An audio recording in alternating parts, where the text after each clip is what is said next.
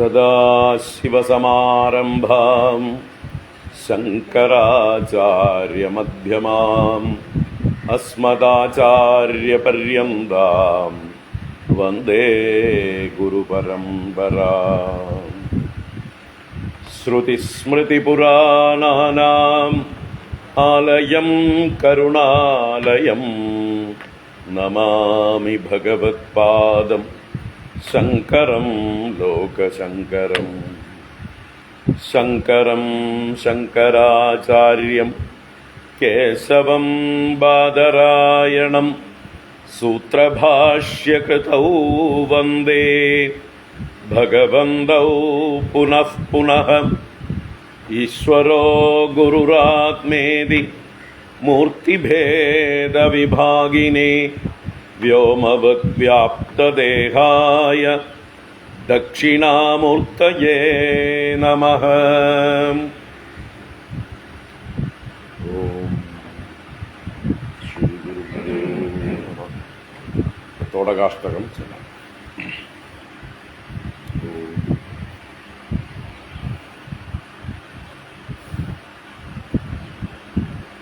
വിദിതാഖിലശാസ്ത്രസുധാ ജലധേ महितोपनिषत्कथितार्थनिधे हृदये कलये विमलं चरणं भवशङ्करदेशिकमे शरणं.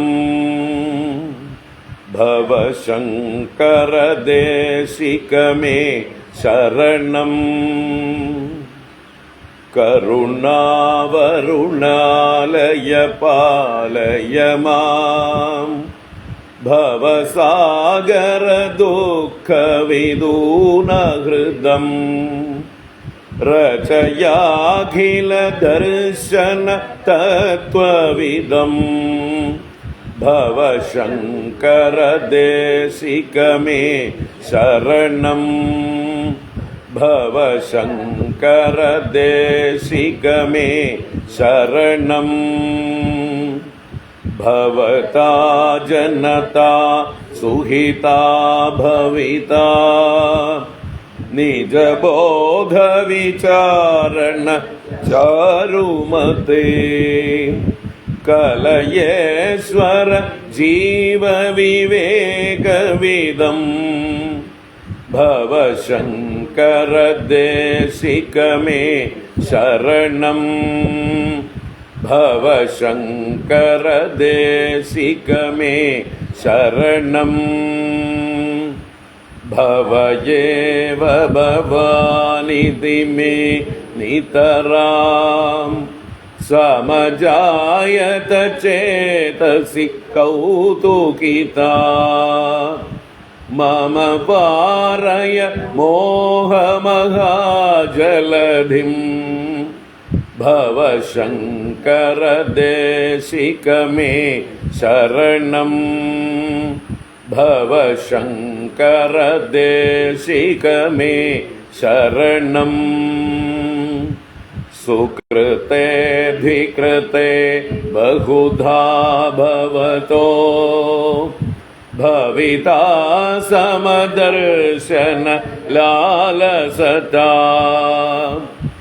अतिदीनमिमं परिपालय मां भवशङ्करदेशिकमे शरणं. भवशङ्करदेशिकमे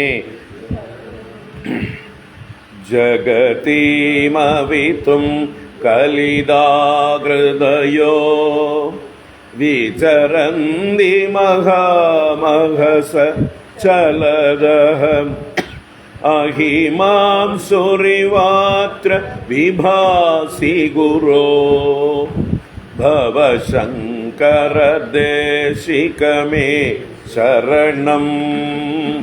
भवशङ्करदेशिकमे शरणं.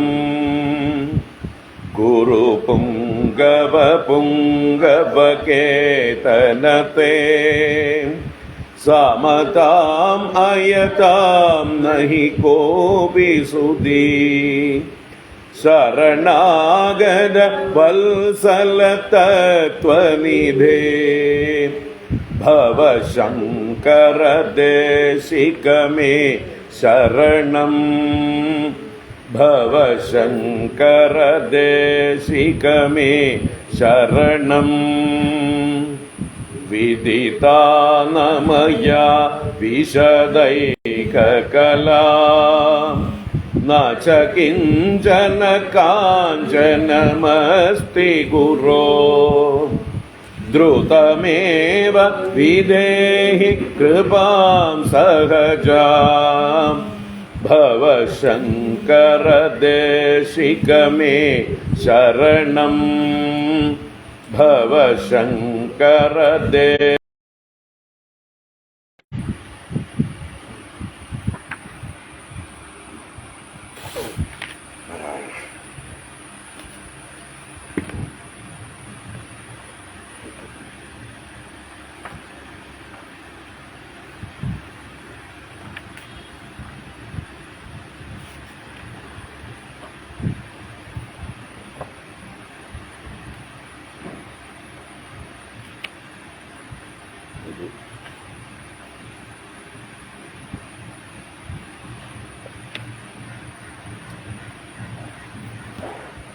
220 പേജിലെ അച്യുതാഷ്ടകം 220.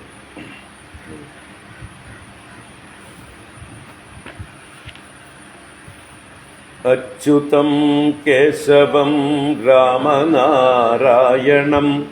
കൃഷ്ണദാമോദരം വാസുദേവം ഹരിം ശ്രീധരം മാധവം ഗോപികാവല്ലഭം ജാനകീനായകം രാമചന്ദ്രം ഭജേ. അച്യുതം കേശവം സത്യഭാമാധവം മാധവം ശ്രീധരം രാധികാരാധിതം ഇന്ദിരാമന്ദിരം ചേതസാ സുന്ദരം ദേവകീനന്ദനം നന്ദജം സന്തതേ. വിഷ്ണവേ ജിഷ്ണവേ ശംഖിനേ ചക്രിണേ രുക്മിണീ രാഗിണേ ജാനകീ ജാനയേ വല്ലവീ വല്ലഭായാർച്ചിതായാത്മനേ കംസവേദ്വംസിനേ വംശിനേ തേ നമഃ. കൃഷ്ണ ഗോവിന്ദ ഹേ രാമനാരായണ ശ്രീപദേ വാസുദേവാജിത ശ്രീനിധേ. അച്യുതാനന്ദ ഹേ മാധവാധോക്ഷജ ദ്വാരകാനായക ദ്രൗപദീ രക്ഷക. രാക്ഷസക്ഷോഭിത സീതയാ ശോഭിതോ ദണ്ഡകാരണ്യഭൂ പുണ്യതാ കാരണ. ലക്ഷ്മണേനാന്വിതോ വാനരൈ സേവിതോ അഗസ്ത്യ സംപൂജിതോ രാഘവ പാതു മാം. ധേനുകാരിഷ്ടഘാനിഷ്ടകൃത് ദ്വേഷിണാം കേശിഹ കംസഹൃത് വംശികാവാദക. പൂതനാ കോപക സൂരജാഖേലനോ ബാലഗോപാലക പാതു മാം സർവദാ. വിദ്യുദുദ്യോതവത് പ്രസ്ഫുരദ്വാസസം പ്രാവൃഡംബോധവത് പ്രോല്ലസത് വിഗ്രഹം. വന്യയാമാലയാ ശോഭിതോരസ്ഥലം ലോഹിതാംഗ്രിദ്വയം വാരിജാക്ഷം ഭജേ. കുഞ്ചിതൈ കുന്ദളൈർ ഭ്രാജമാനാനനം രത്നമൗലിം ലസത് കുണ്ടലം ഗണ്ഡയോ. ഹാരകേയൂരകം കങ്കണ പ്രോജ്വലം കിങ്കിണീ മഞ്ജുളം ശ്യാമളം തം ഭജേ. അച്യുതസ്യാഷ്ടകം യഃ പഠേദിഷ്ടദം പ്രേമതഃ പ്രത്യഹം പൂരുഷ സസ്പൃഹം. വൃത്തദഃ സുന്ദരം വേദ്യ വിശ്വംബരം തസ്യ പശ്യോ ഹരേർജായതേ സത്വരം. തസ്യ പശ്യോ ഹരേർജായതേ സത്വരം. ഇതി ആദിശങ്കര ഭഗവത്പാദകൃതം അച്യുതാഷ്ടകം സമ്പൂർണം.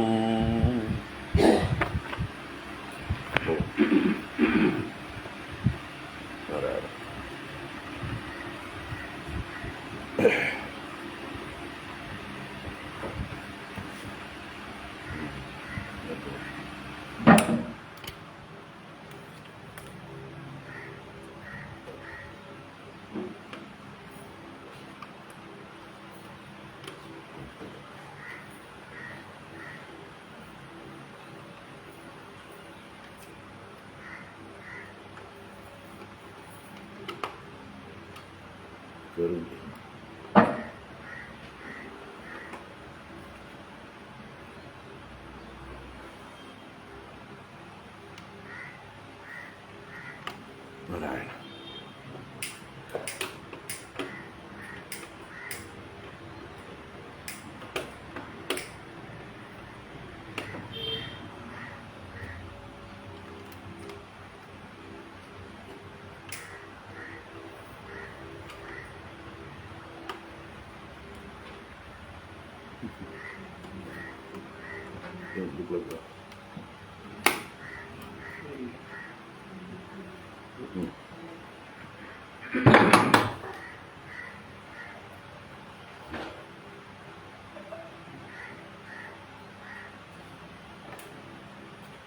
ഇത്തിരി ബാക്കിലേക്ക് ആക്കിക്കോളൂ.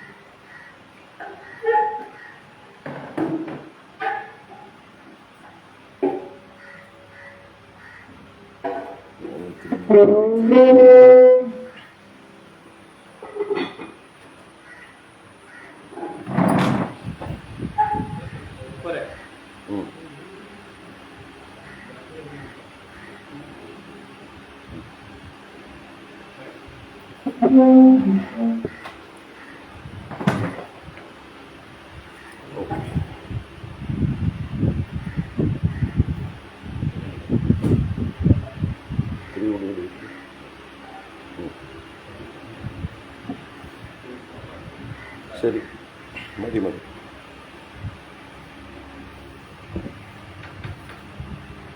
നമുക്ക്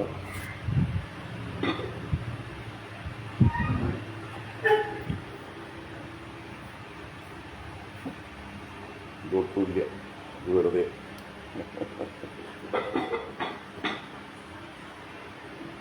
ഇതിൻ്റെ ആവശ്യമില്ല, ഇത് മാറ്റി വെച്ചു. ഇത് മതി.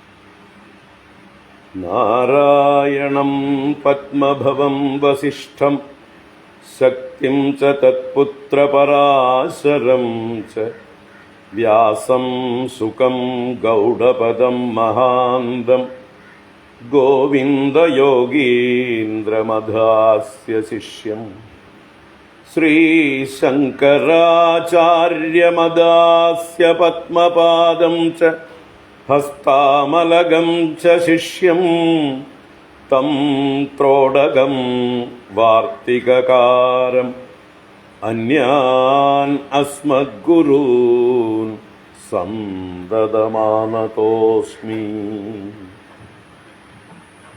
ബ്രഹ്മാനന്ദം പരമസുഖദം കേവലം ജ്ഞാനമൂർത്തിം ദ്വന്ദ്വാതീതം ഗഗനസദൃശം തത്വമസ്യാദിലക്ഷ്യം ഏകം നിത്യം വിമലമചലം സർവധീ സാക്ഷിഭൂതം ഭാവാതീതം ത്രിഗുണരഹിതം സദ്ഗുരും തം നമാമി. ഭാവാതീതം ത്രിഗുണരഹിതം സദ്ഗുരും തം നമാമി. അജ്ഞാനാന്തർഗഹനപതിതാൻ ആത്മവിദ്യോപദേശൈഃ ത്രാതും ലോകാൻ ഭവദവശികാതാപസമ്പച്യമാനാൻ മുക്ത്വാ മൗനം വടവിടവിനോ മൂലതോ നിഷ്പദന്തി. ശംഭോർമൂർത്തിശ്ചരതി ഭുവനെ ശങ്കരാചാര്യരൂപാ. ശംഭോർമൂർത്തിശ്ചരതി ഭുവനെ ശങ്കരാചാര്യരൂപാ. ഓം നമഃ പരമർഷിഭ്യോ നമഃ. പരമർഷിഭ്യഃ ശ്രീഗുരുഭ്യോ നമഃ. ഓം പാർത്ഥായ പ്രതിബോധിതാം ഭഗവതാ നാരായണേന സ്വയം വ്യാസേന ഗ്രഥിതാം പുരാണമുനിനാ മധ്യേ മഹാഭാരതം. അദ്വൈതാമൃതവർഷിണീം ഭഗവതീം അഷ്ടാദശാധ്യായിനീം അംബ ത്വാം അനുസന്ദധാമി. ഭഗവദ്ഗീതേ ഭവദ്വേഷിണീ. മൂകം കരോതി വാചാലം പങ്കും ലംഘയത്തെ ഗിരിം യത്കൃപാതമഹം വന്ദേ പരമാനന്ദമാധവം. യം ബ്രഹ്മാ വരുണേന്ദ്രരുദ്രമരുതഃ സ്തുന്വന്തി ദിവ്യൈസ്തവൈഃ വേദൈഃ സാംഗപദക്രമോപനിഷദൈഃ ഗായന്തി യം സാമഗാഃ. ധ്യാനാവസ്ഥിതതദ്ഗതേന മനസാ പശ്യന്തി യം യോഗിനോ യസ്യാന്തം ന വിദുഃ സുരാസുരഗണാഃ. ദേവായ തസ്മൈ നമഃ. യസ്യാന്തം ന വിദുഃ സുരാസുരഗണാഃ. ദേവായ തസ്മൈ നമഃ.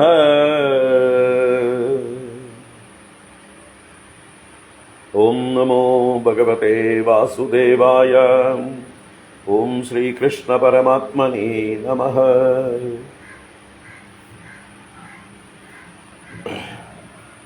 ഭഗവത്ഗീത 2-ാം അധ്യായത്തിലെ ആദ്യത്തെ 11 ശ്ലോകങ്ങൾ നമുക്ക് വായിക്കാം. ഓം അഥ ശ്രീമദ്ഭഗവദ്ഗീത ദ്വിതീയോऽധ്യായഃ സാംഖ്യയോഗഃ. സഞ്ജയ ഉവാച തം തഥാ കൃപയാവിഷ്ടം അശ്രുപൂർണാകുലേക്ഷണം വിഷീദന്തമിദം വാക്യം ഉവാച മധുസൂദനഃ. ശ്രീഭഗവാനുവാച കുതസ്ത്വാ കശ്മലമിദം വിഷമേ സമുപസ്ഥിതം അനാര്യജുഷ്ടമസ്വർഗ്യം അകീർത്തികരമർജുന. ക്ലൈബ്യം മാസ്മഗമഃ പാർത്ഥ നൈതത്വയ്യുപപദ്യത്തെ. ക്ഷുദ്രം ഹൃദയ ദൗർബല്യം त्यक्तोत्तिष्ठ परन्तप। अर्जुन उवाच कथं भीष्ममहं संख्ये द्रोणं च मधुसूदन इषुभिः प्रतियोत्स्यामि पूजार्हावरिसूदन। गुरून् हत्वा हि महानुभावान् श्रेयो भोक्तुं भैक्ष्यमपीह लोके हत्वार्थकामांस्तु गुरूनिहैव भुञ्जीय भोगान् रुधिरप्रदिग्धान् ന ചൈതദ്വിദ്മഃ കതരം നോ ഗരീയോ യദ്വാ ജയേമ യദി വാ നോ ജയേയുഃ യാനേവ ഹത്വാ ന ജിജീവിഷാമഃ തേവ സ്ഥിതാഃ പ്രമുഖേ ധാർത്തരാഷ്ട്രാഃ कार्पण्यदोषोपहतः स्वभावः पृच्छामि त्वां धर्मसम्मूढचेदाः यच्छ्रेयस्या निश्चितं ब्रूहि तन्मे शिष्यस्तेऽहं शाधि मां त्वां प्रपन्नं न हि प्रपश्यामि ममापनुद्यात्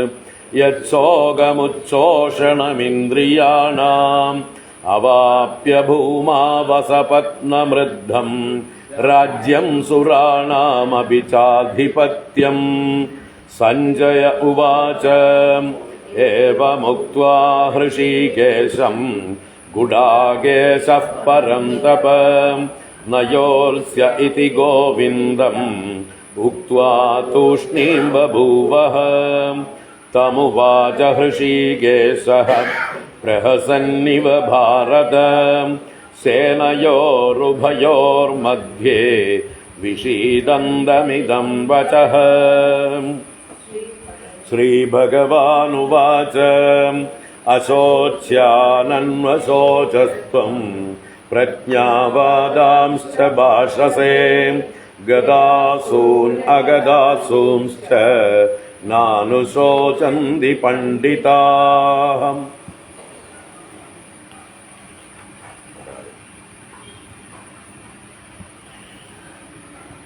ഹരി ഓം. എല്ലാവർക്കും നമസ്കാരം. എല്ലാവർക്കും സുപ്രഭാതം, ശുഭദിനം. നമ്മുടെ കാലടി ശാങ്കര ജ്യോതിയിൽ വെച്ച് നടക്കുന്ന മാസം തോറുള്ളതായിട്ടുള്ള നമ്മുടെ ഒരു ഭാഷ്യ പരിചയ പഠനത്തിനായിക്കൊണ്ട് ഉള്ള ഒരു ക്ലാസ്സാണ് ഭഗവത്ഗീത. അപ്പോൾ 2 ക്ലാസ്സാണ് കഴിഞ്ഞല്ലേ? നമ്മൾ 2 ക്ലാസ് ഏപ്രിലും മെയ്യിലും അങ്ങനെയല്ലേ ഉണ്ടായോ?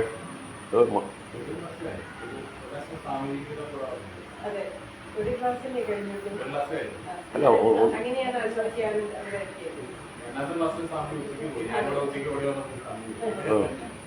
2 ക്ലാസ് എടുത്തല്ലേ? ഒരു ആദ്യത്തെ എടുത്തിട്ടുള്ളൂ അല്ലേ? അതാണ് ഈ 2 ക്ലാസ് എടുത്ത പോലെ ഓർമ്മ. ആദ്യം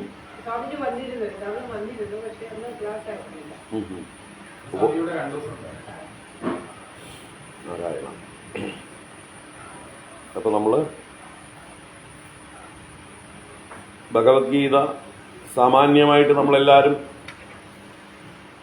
കേട്ടിട്ടും വായിച്ചിട്ടും കുറേയൊക്കെ കാര്യങ്ങൾ അവിടുന്നും ഇവിടുന്നൊക്കെ മനസ്സിലാക്കിയിട്ടുണ്ടാവും. പക്ഷേ അതിനെ യഥാതഥമായിട്ട് മനസ്സിലാക്കണമെങ്കിൽ ശങ്കര ഭാഷ്യത്തോടുകൂടി മനസ്സിലാക്കിയാലേ യാതൊരു തരത്തിലുള്ള കോൺട്രഡിക്ഷനും ഇല്ലാതെ, പരസ്പര വൈരുദ്ധ്യമില്ലാതെ ഭഗവത്ഗീതയിലൂടെ ഗീതാ ആചാര്യനായ ഭഗവാൻ അല്ലെങ്കിൽ വേദവ്യാസ മഹർഷി ഇവർക്കെല്ലാം നമ്മളോട് എന്താണ് പറയാനുള്ളത് എന്നുള്ളത് കൃത്യമായിട്ട് മനസ്സിലാക്കണമെങ്കിൽ ശങ്കരാചാര്യരുടെ ഭാഷ്യത്തിലൂടെ മനസ്സിലാക്കണം. അതുതന്നെയാണ് ശങ്കരാചാര്യ തൻ്റെ ഉപോദ്ഘാതത്തിൽ പറഞ്ഞു, ആരംഭത്തിൽ പറഞ്ഞു. ഇപ്പുറത്തേക്ക് ഇരുന്നാൽ നന്നായിരുന്നു, എന്താ വെച്ചാൽ ഹൈറ്റ് കൂടുതലുണ്ട്, പുറകിലുള്ളവർക്ക് മറയും.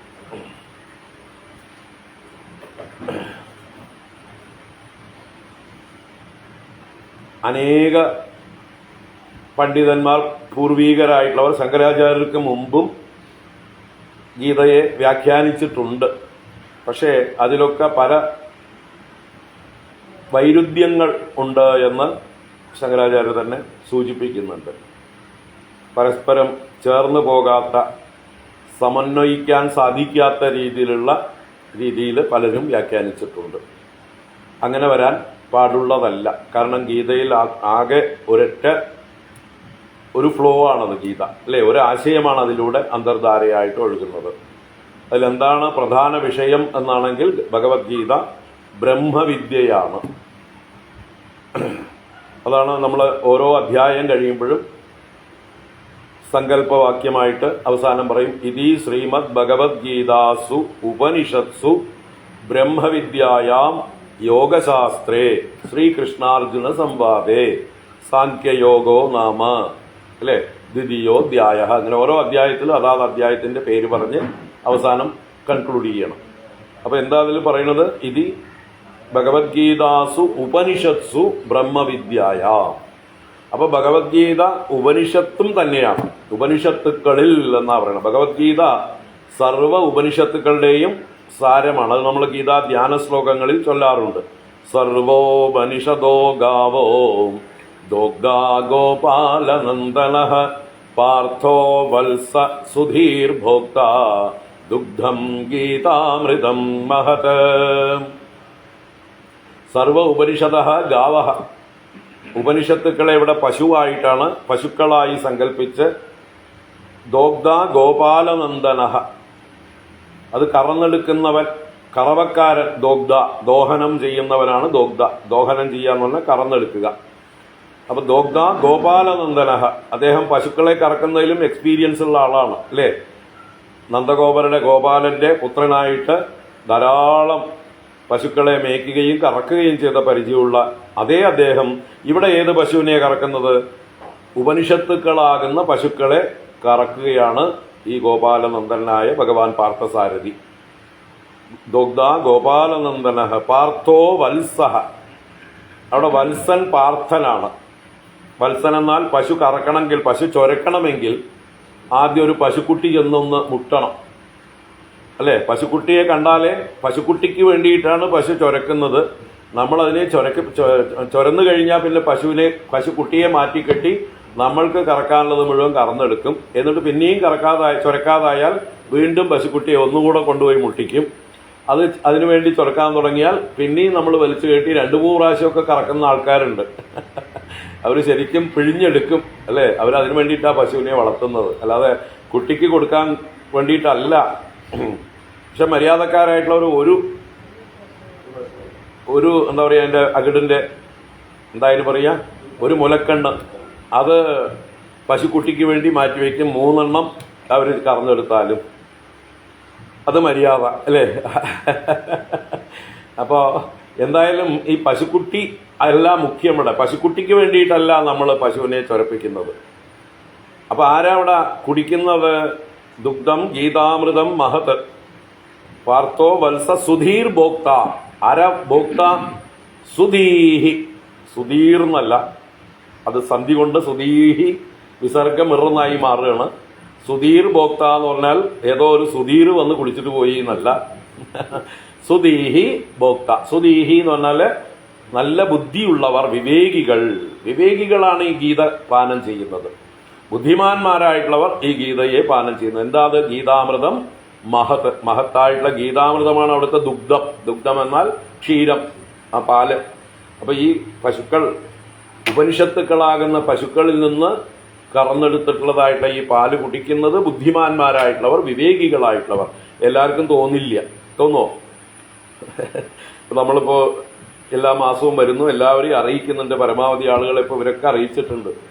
പക്ഷെ എത്ര പേരുണ്ട് അല്ലേ? ഓരോ കാരണം പറയാം. ഇന്ന് കല്യാണങ്ങളുണ്ട്, നല്ല മഴയുണ്ട് അല്ലേ, ട്രാഫിക് ബ്ലോക്ക് ഉണ്ട് പലയിടത്തും, പല കാരണങ്ങൾ പറയാം. എന്തെങ്കിലുമൊക്കെ പറഞ്ഞിട്ട്. അപ്പോൾ എന്തുകൊണ്ടാണത്? അവരൊന്നും സുധീ അല്ല, വേണ്ടത്ര പ്രയോറിറ്റി ഈ വിഷയങ്ങൾക്ക് കൊടുക്കുന്നില്ല എന്നർത്ഥം. ഇരിക്കട്ടെ. അപ്പൊ എന്തായാലും സുധീർ, അങ്ങനെയുള്ള ഉപനിഷത്ത് സാരമായിട്ടുള്ള ബ്രഹ്മവിദ്യയാണ് ഭഗവത്ഗീത. ബ്രഹ്മവിദ്യ എന്ന് പറഞ്ഞാൽ ആ ബ്രഹ്മത്തെ അറിയാനുള്ള വിദ്യ, ബ്രഹ്മത്തെ പ്രകാശിപ്പിക്കുന്നതായിട്ടുള്ള വിദ്യ. എന്താണ് ബ്രഹ്മം? ബ്രഹ്മം എന്നാൽ വാക്കിന്റെ അർത്ഥം ഏറ്റവും വലുത് എന്നാണ്. ബൃഹത്തായത് ബ്രഹ്മം. ഏറ്റവും വലുത് എന്ന് പറയുമ്പോഴോ എല്ലാറ്റിനെയും ഉൾക്കൊള്ളുന്നത് എന്നും കൂടി അർത്ഥമാണ്. എല്ലാറ്റിനെയും ഉൾക്കൊള്ളുന്നതേ ഏറ്റവും വലുതാവുള്ളൂ.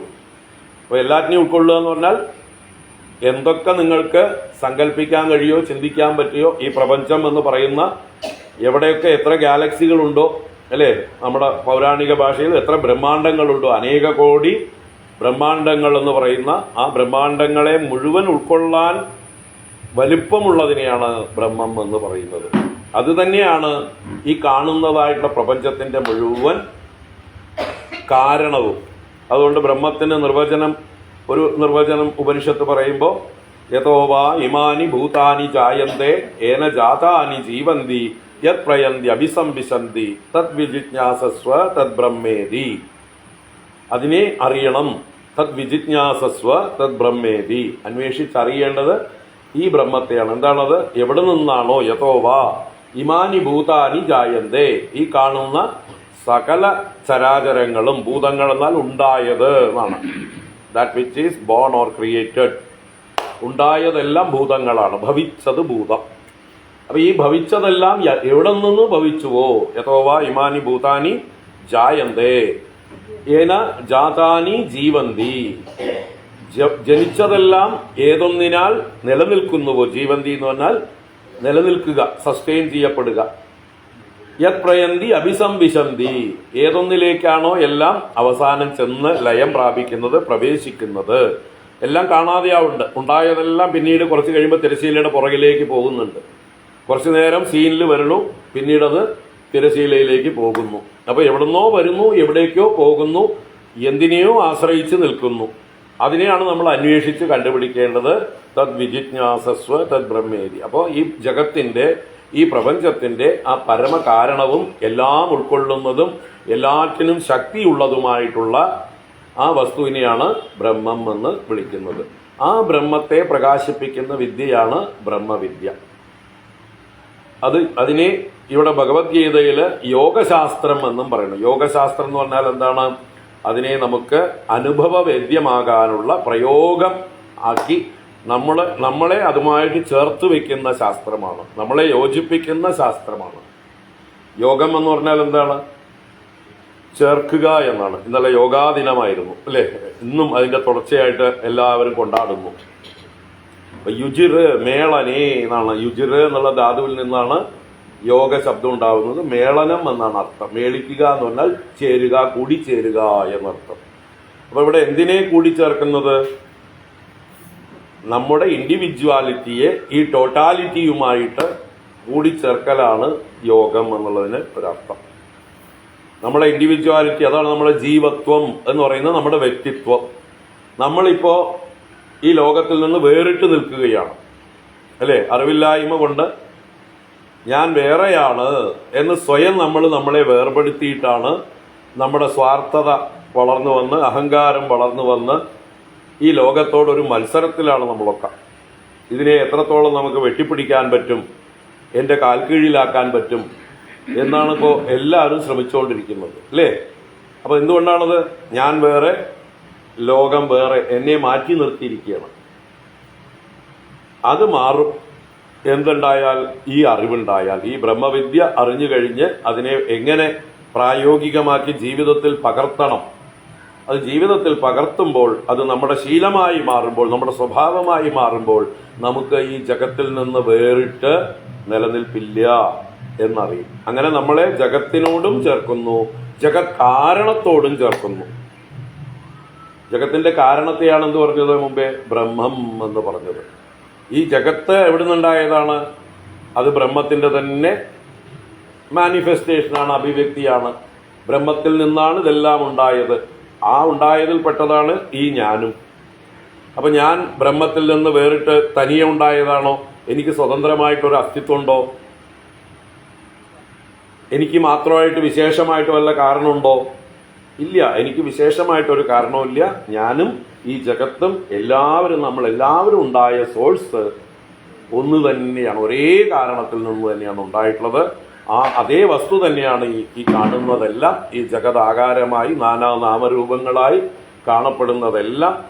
അതിൽ നിന്ന് എനിക്ക് വേറിട്ട് നിൽക്കാൻ ആവില്ല, സാധ്യമല്ല എന്നുള്ള അറിവാണ് നമ്മൾക്ക് ഈ ഗീതയുടെ ആ ബ്രഹ്മവിദ്യ എന്ന ജ്ഞാനവും അതെങ്ങനെ ജീവിതത്തിൽ പ്രായോഗികമാക്കണം എന്നുള്ള യോഗവും. അതിനാണ് കർമ്മയോഗം, ഭക്തിയോഗം, രാജയോഗം എന്നൊക്കെ പല യോഗങ്ങളിലൂടെ നമ്മളെ പാകപ്പെടുത്തുകയാണ് ചെയ്യുന്നത്. ഇന്ന് നമ്മൾ പാകമായിട്ടില്ല. പാകമാവാത്തതുകൊണ്ടാണ് എത്ര തന്നെ കേട്ട് കഴിഞ്ഞാലും നമ്മൾ പിന്നെയും വേറിട്ട് നിൽക്കുന്നത്. ഇപ്പോൾ ഭഗവത്ഗീതയോ ഉപനിഷത്തുക്കളോ ഭാഗവതമോ ഒക്കെ നമ്മൾ കേൾക്കുന്നുണ്ട്. പക്ഷെ കേട്ടത് കൊണ്ട് മാത്രം ആവുമോ? കേട്ടതുകൊണ്ട് മാത്രം കാര്യങ്ങൾ ലോജിക്കലി നമുക്ക് കൺവിൻസ്ഡ് ആവുന്നുണ്ട്. പക്ഷെ അത് നമ്മുടെ സ്വഭാവത്തിലേക്ക് വരുന്നില്ല, നമ്മുടെ പ്രവൃത്തിയിലേക്ക് വരുന്നില്ല, നമ്മുടെ വാക്കുകളിലേക്ക് വരുന്നില്ല, നമ്മുടെ ചിന്തയിലേക്ക് വരുന്നില്ല. അപ്പൊ അതിനെന്ത് വേണം? അത് ശീലിക്കണം. ചിന്തകൾ എന്താക്കണം? ചിന്തകളെ നമ്മൾ നിരന്തരം രൂപപ്പെടുത്തി എടുക്കണം ഇതിനനുസരിച്ച്. അതുപോലെ നമ്മുടെ വാക്കുകളെ ഈ അറിവിനനുസരിച്ച് രൂപപ്പെടുത്തി എടുക്കണം. നമ്മുടെ പ്രവൃത്തികൾ ഇതിനനുസരിച്ചായി മാറണം. അതാണ് ഇവിടെ കർമ്മയോഗം, ഭക്തിയോഗം എന്നൊക്കെ പറയുന്നത്. അങ്ങനെ ആ ഈശ്വരനുമായി ചേരുന്ന ബ്രഹ്മവുമായി ജീവനെ ഐക്യം പ്രാപിക്കുന്ന വിദ്യയാണ് യോഗവിദ്യ അല്ലെങ്കിൽ യോഗശാസ്ത്രം എന്ന് പറയുന്നത്. യുജിര് മേളനെ. മറ്റൊരർത്ഥം യോഗത്തിന് സമാധി എന്നും അർത്ഥമുണ്ട്. യുജിര് സമാധൗ എന്ന് വെച്ചാൽ അവിടെ എത്തുമ്പോൾ സമാധി എന്ന് പറഞ്ഞാൽ എന്താണ്? ഏതോ ഒരു ട്രാൻസെൻഡന്റൽ ആയിട്ടുള്ള ഒരു അവസ്ഥയല്ല, അതൊരു പ്രത്യേക അവസ്ഥയല്ല. സമാധി എന്ന് പറഞ്ഞാൽ എല്ലാം ഒന്നാണ് എന്നുള്ള അറിവിൽ ഉറച്ച അവസ്ഥയാണ്. സമമായ ധീയാണ് സമാധി. നമ്മുടെ എന്താ പറയുക, മനസ്സിലുണ്ടാകുന്ന വിവിധ ചിന്തകളൊക്കെ ഏകതാനതയെ പ്രാപിക്കും, ഒരേ വസ്തുവിനെ കുറിച്ചായി മാറും. നമ്മൾ എന്ത് കാണുമ്പോഴും അതിൻ്റെ നാമവും രൂപവും നമുക്കറിയാം, അത് വേറിട്ട് നമ്മൾ വ്യവഹരിക്കും. പക്ഷേ അപ്പോഴും നമ്മൾ എന്താണ് അതിൽ കാണുന്നത്? അതിൻ്റെ സത്തയെയാണ് കാണുന്നത്. ഏതെല്ലാം ആഭരണങ്ങൾ കണ്ടാലും സ്വർണ്ണ കച്ചവടക്കാരന് അത് എന്താണ്? അത് സ്വർണം മാത്രമാണ്. കള്ളന്മാർക്ക് അതെന്താണ്? അത് സ്വർണം മാത്രമാണ് അവർക്ക്. കള്ളന്മാർക്കും സ്വർണ്ണ കച്ചവടക്കാർക്കും രണ്ടുപേർക്കും അത് സ്വർണ്ണമാണ്. സ്ത്രീകൾക്ക് മാത്രമാണ് അത് വേറെ വേറെ. സ്ത്രീകൾക്കാണ് സ്വർണ്ണ ജ്വല്ലറി പോയാൽ ആകെ ഭ്രമം, ഏതെടുക്കണം എന്നുള്ള സംശയമുള്ളത്. അവരാകെ കൺഫ്യൂസ്ഡ് ആവുന്നത്. പുരുഷന്മാർ പോലും അവിടെ സ്ഥിതപ്രജ്ഞരാണ്. പുരുഷന്മാര് നോക്കുന്നത് സ്ത്രീകള് ഏറ്റവും വില കുറഞ്ഞത് എടുക്കണേ, കനം കുറഞ്ഞത് എടുക്കണേ, ഡ്യൂറബിൾ ആയിട്ടുള്ള മെറ്റീരിയൽ എടുക്കണേ, അധികം പണിക്കൂലി വരാത്ത സാധനം എടുക്കണേ എന്നാണ് ഓരോ ഭർത്താക്കന്മാരും ഭാര്യമാര് ഷോപ്പിംഗ് ചെയ്യുമ്പോൾ പിന്നിൽ നിന്ന് ചിന്തിക്കുന്നത്. ഇടയ്ക്കൊക്കെ സൂചിപ്പിക്കുകയും ചെയ്യും, അയ്യോ അത് വേഗം പൊട്ടിപ്പോകുന്നതാണ്, വേഗം കേടുവന്നു പോകുന്നതാണ്, അല്ലെങ്കിൽ അതിന് പണിക്കൂലി കൂടുതലാണ്, വെറും തട്ടിപ്പാണ് എന്നൊക്കെ പറഞ്ഞ് മനസ്സിലാക്കി കൊടുക്കാൻ പുരുഷന്മാർ കൂടെ ഉണ്ടാവും. പക്ഷെ അതൊന്നും അപ്പ ചെവി പൂജാർക്ക്. കാരണം അവർ ആകെ ഭ്രമിച്ചിരിക്കുകയാണ്, ഈ രൂപങ്ങൾ കണ്ട് ഭ്രമിച്ചിരിക്കുകയാണ്. കള്ളന്മാർ വന്ന് നമ്മുടെ വീട്ടിൽ കക്കാൻ വന്നാൽ തിരഞ്ഞിട്ടാണോ കക്കുക? ഞാൻ നല്ല മാലകൾ മാത്രമേ കക്കുള്ളൂ, അരഞ്ഞാണം വേണ്ട, അയ്യേ അത് അരയിൽ കെട്ടിയതാണ് എന്ന് കള്ളന്മാർക്ക് വല്ല ചിന്തയുണ്ടോ? കാലിൽ കെട്ടിയ പാദസരം എനിക്ക് വേണ്ട. കള്ളൻ പറയോ? കാരണം കള്ളൻ അറിയാം, പാദസരമാണെങ്കിലും അരഞ്ഞാണമാണെങ്കിലും വളയാണെങ്കിലും കമ്മലാണെങ്കിലും മാലയാണെങ്കിലും എന്ത് തന്നെയാണെങ്കിലും അത് സ്വർണ്ണമാണെങ്കിൽ എനിക്ക് കാശ് കിട്ടും. ഞാൻ കൊണ്ടു കൊടുത്താൽ ഏത് കൊടുത്താലും ഒരേ തൂക്കത്തിനാണ് കാശ്, അല്ലേ? അവിടെ നമ്മൾ ഇന്നലെ വാങ്ങിച്ച സാധനം ഇന്ന് കൊടുക്കാൻ പോയാലും പണിക്കൂലിയൊന്നും തരില്ല, സ്വർണത്തിന്റെ വില മാത്രമേ അവർ തരുള്ളൂ, അല്ലേ? അപ്പൊ അത് ആർക്കറിയാം? അത് കള്ളന്മാർക്കറിയാം. പക്ഷെ സ്ത്രീകൾ ഭ്രമിച്ചു പോവുകയാണ്. അപ്പൊ ഇവിടെ കള്ളൻ സ്വർണ വിഷയത്തില് സ്ഥിതപ്രജ്ഞനാണ്, സമാധിയിലാണ്. കള്ളൻ ഈ വിഷയത്തിൽ സമാധിയാണ്. അതുപോലെ മറ്റുള്ളവരൊക്കെ അതിൽ ഭ്രമിച്ചിരിക്കും പോലെ ഈ ലോകത്തിൽ നാമരൂപങ്ങളിൽ ഭ്രമിച്ചിരിക്കുന്നവരാണ് അജ്ഞാനികളായിട്ടുള്ള സാധാരണക്കാരെല്ലാവരും. ഈ തത്വം അറിഞ്ഞ് അതിൽ ഉറച്ചിരിക്കുന്നവരാണ്. എല്ലാം ബ്രഹ്മമയമാണ്, എല്ലാം ഈശാവാസ്യം ഇതം സർവം, സർവം വിഷ്ണുമയം ജഗത്, പുരുഷയേവ ഇതകം സർവം എന്നൊക്കെയുള്ള ആ വേദവാക്യങ്ങളെ ഉള്ളിൽ ഉറപ്പിച്ചുകൊണ്ട് എന്ത് കാണുമ്പോഴും ഈശ്വരനെ കാണുക, അല്ലെങ്കിൽ തന്നെ കാണുക. ഇതാണ് ദർശനം. സർവഭൂതേഷു യഃ പശ്യേത് ഭഗവത് ഭാവം ആത്മനഃ എന്നൊക്കെ ഭാഗവതത്തിൽ പറയും. എല്ലാ ഭൂതങ്ങളിലും ആരാണോ ഭഗവത് ഭാവം ദർശിക്കുന്നത്, അല്ലെങ്കിൽ തന്നെ ദർശിക്കുന്നത്, അവനാണ് ഭാഗവതോത്തമൻ. ഉത്തമ ഭക്തൻ അവനാണ് എന്നർത്ഥം. എല്ലാറ്റിലും ഈശ്വരനെയും തന്നെയും കാണുന്നവനാണ് ഭാഗവതോത്തമൻ. അങ്ങനെയുള്ള ഒരാളാണ്. അയാൾക്ക് ഈ ലോകത്തിൽ വ്യവഹരിക്കുമ്പോൾ എന്തില്ല, ഒരു കൺഫ്യൂഷനും ഇല്ല, ഒരു ഭ്രമവുമില്ല, ഒരു ഭയവുമില്ല, ഒരു ആശങ്കയുമില്ല. അതാണ് ഉപനിഷത്ത് ചോദിക്കുന്നത്, തസ്യ കോ മോഹ ക ശോക ഏകത്വം അനുപശ്യതഃ. ഏകത്വം, എല്ലാറ്റിലും ആ സമമായിരിക്കുന്ന ഏകമായിരിക്കുന്ന വസ്തുവിനെ അനുപശ്യതഃ. അനു എന്നുള്ളത് കണ്ടിന്യൂസ് ആണ്, നിരന്തരം എന്നർത്ഥത്തിലാണ് അനുപശ്യതഃ, നിരന്തരം കാണുന്നത്. എപ്പോഴും എല്ലാറ്റിലും ഏകത്വത്തെ ആരാണോ ദർശിക്കുന്നത്, തസ്യ കഹ മോഹ കഹ ശോക. അവന് മോഹം എവിടെ? മോഹം എന്നാൽ മൂഢത. മുഹ് ധാതുവിൽ നിന്നാണ് മൂഢ ശബ്ദം ഉണ്ടാവുന്നത്. ഡെല്യൂഡഡ് ആയിരിക്കുക, ഭ്രമിച്ചിരിക്കുക, അതാണ് മോഹം. മോഹം എന്ന് പറഞ്ഞാൽ നമ്മുടെ മലയാളത്തിലെ ആഗ്രഹം എന്നുള്ള അർത്ഥത്തിലല്ല, സംസ്കൃതത്തിലെ മോഹം. ഈ ആഗ്രഹങ്ങളൊക്കെ ഉണ്ടാകുന്നത് ഈ തെറ്റിദ്ധാരണ കൊണ്ടാണ്. ഇന്നത് കിട്ടിയാൽ എനിക്ക് സുഖമാവും എന്നുള്ളത് തെറ്റിദ്ധാരണയാണ്. ഏതെങ്കിലും വസ്തു കിട്ടിയാൽ എനിക്ക് സുഖമാവും എന്നുള്ളത് ഒരു തെറ്റിദ്ധാരണയാണ്. അതിൽ സുഖം ആരോപിക്കുകയാണ് നമ്മൾ. വസ്തുവിലല്ല സുഖം. സുഖം നമ്മുടെ സ്വീകരിക്കുന്ന അവസ്ഥയിലാണ്. നമുക്കത് സ്വീകരിക്കാനുള്ള വലിപ്പമുണ്ടോ? ഏതവസ്ഥയെയും സ്വീകരിക്കാനുള്ള വലിപ്പമുണ്ടോ? ഏത് വസ്തുവിനെയും സ്വീകരിക്കാനുള്ള വലിപ്പമുണ്ടോ? നമുക്ക് എവിടെയും സുഖമായിട്ടിരിക്കാം, എപ്പോഴും സുഖമായിട്ടിരിക്കാം.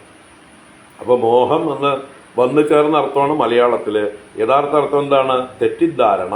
മുഹ് എന്നുള്ള ധാതുവിന്റെ രൂപമാണ് മോഹം. മോഹിക്കുക എന്ന് പറഞ്ഞാൽ മിസ്അണ്ടർസ്റ്റാൻഡ് ചെയ്യുക, തെറ്റിദ്ധരിക്കുക എന്നാണ്. ആ തസ്യ കോ മോഹ ക ശോക. അതുകൊണ്ട് തന്നെ അവന് എവിടുന്ന് ശോകം? എന്ത് ശോകം? അവന് ശോകം ഉണ്ടാവാൻ വഴിയില്ല. കാരണം എല്ലാറ്റിലും ആത്മാവിനെ, ബ്രഹ്മത്തെ, ഈശ്വരനെ അവനവനെ ദർശിക്കുന്നു. അവന് ഭയമില്ല. അപ്പോൾ ഇതാണ് യോഗശാസ്ത്രം നമ്മളെ എത്തിക്കുന്ന അവസ്ഥ. ഈ പറഞ്ഞിരിക്കുന്ന ബ്രഹ്മവിദ്യയെ നമ്മൾ നല്ലതുപോലെ നമുക്ക് കൺവിക്ഷൻ ഉണ്ടാവണം. നമ്മൾ കേൾക്കുന്നു, ശ്രവണം ചെയ്യുന്നു, അതിനെ നമ്മുടെ അനുഭവം വെച്ചിട്ട് നമ്മുടെ യുക്തി ഉപയോഗിച്ചുകൊണ്ട് മഥനം ചെയ്യണം നമ്മുടെ മനസ്സിലിട്ട്. അതിനെയാണ് മനനം എന്ന് പറയുന്നത്. അപ്പോൾ ശ്രവണം കഴിഞ്ഞാൽ മനനം, അത് ശ്രവണ സമയത്ത് തന്നെ നടക്കും. ഇപ്പൊ കേട്ടുകൊണ്ടിരിക്കുമ്പോൾ തന്നെ നിങ്ങൾക്ക് ഞാനുമായി ചേർന്ന് പോകണമെങ്കിൽ അപ്പോൾ തന്നെ നിങ്ങളുടെ ഉള്ളിൽ ഒരു മനനം നടക്കുന്നുണ്ട്. നടന്നിട്ട് പറയുന്നത് ശരിയാണെന്ന് തലകുലുക്കി നിങ്ങൾ സമ്മതിക്കുള്ളൂ. അതല്ലെങ്കിൽ നിങ്ങൾ സംശയത്തോടെ എന്നെ നോക്കും. ഇതെന്തൊക്കെയാ പരസ്പരം യോജിപ്പില്ലാത്ത കാര്യങ്ങൾ പറയുന്നത് എന്ന് പറഞ്ഞിട്ട് നിങ്ങൾക്ക് വിശ്വാസമാവില്ല. നിങ്ങൾ എന്നെ നോക്കുന്നത് തന്നെ സംശയത്തോട് കൂടിയിട്ടാണ്. അപ്പോൾ അത് മനനം ഒപ്പം നടക്കുന്നുണ്ട്. ശ്രവണം നടക്കുമ്പോൾ, അല്ലാതെ ശ്രവണം കഴിഞ്ഞിട്ട് ഒഴിവോടുകൂടി ഞാൻ മനനം ചെയ്യാമെന്നൊന്നും വിചാരിക്കണ്ട. ശ്രവണത്തോടൊപ്പം തന്നെ എന്ത് നടക്കുന്നുണ്ട്? മനനം നടക്കുന്നുണ്ട്. ഇനി അഥവാ നല്ലോണം കൺവിൻസ്ഡ് ആയിട്ടില്ലെങ്കിൽ ഒന്നുകൂടെ വീട്ടിൽ ചെന്നിരുന്ന് ഇതിനെക്കുറിച്ച് വിചാരം ചെയ്തു കഴിഞ്ഞാൽ അത് മനനമാകും. അത് കഴിഞ്ഞ് അത് കൺവിക്ഷൻ വന്നു കഴിഞ്ഞാൽ അതിനെ മനസ്സിൽ വീണ്ടും വീണ്ടും പറഞ്ഞ് ഉറപ്പിക്കലാണ്, ബുദ്ധിയിൽ ഉറപ്പിക്കലാണ് നിധിധ്യാസനം എന്ന് പറയും. നിരന്തരമായി അതിനെ തന്നെ വിചാരം ചെയ്യുക. അപ്പോൾ അത് നമ്മുടെ ഉള്ളിൽ ആ ആശയം നമ്മളെ വിട്ടുപോകാതെ എപ്പോഴും നമുക്ക് ഏത് ഉറക്കത്തിൽ നിന്ന് വിളിച്ചു ചോദിച്ചാലും പറയാൻ, സംശയമില്ലാതെ പറയാൻ പറ്റും. അപ്പോൾ ആ ഒരു ഇതാണ് പ്രോസസ്സ് നമ്മുടെ ഉള്ളിൽ ഇത് നടക്കുന്നത്, കേൾക്കുമ്പോൾ നടക്കുന്നത്. അതോടൊപ്പം തന്നെ നമ്മുടെ ജീവിത രീതിയിലും മാറ്റം വരുത്തണം. നമ്മളിപ്പോൾ ജീവിക്കുന്നത് സ്വാർത്ഥതയിൽ ഊന്നിക്കൊണ്ട്, മറ്റുള്ളവരെ ഉപദ്രവിച്ചുകൊണ്ട്, അല്ലേ, അവരുടെയും ഇവരുടെയൊക്കെ മുതൽ അപഹരിച്ചുകൊണ്ട്, തട്ടിപ്പിടിച്ചുകൊണ്ട്, അസത്യം പറഞ്ഞുകൊണ്ട്, വഞ്ചിച്ചുകൊണ്ട് പല രീതിയിലാണ് നമ്മളിപ്പോൾ ജീവിക്കുന്നത്.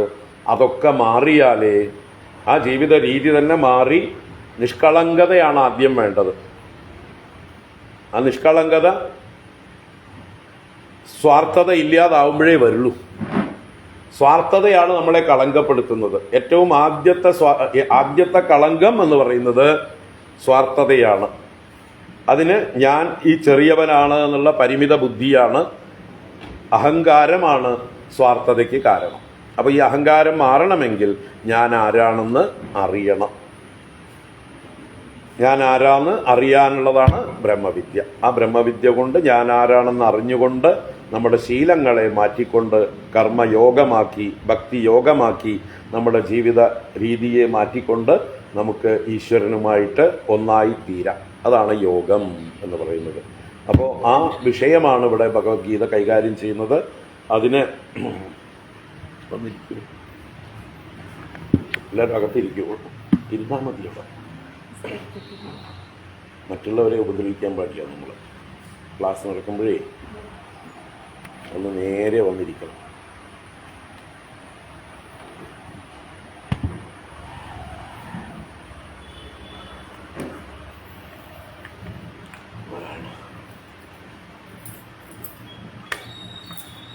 ഇരിക്കും.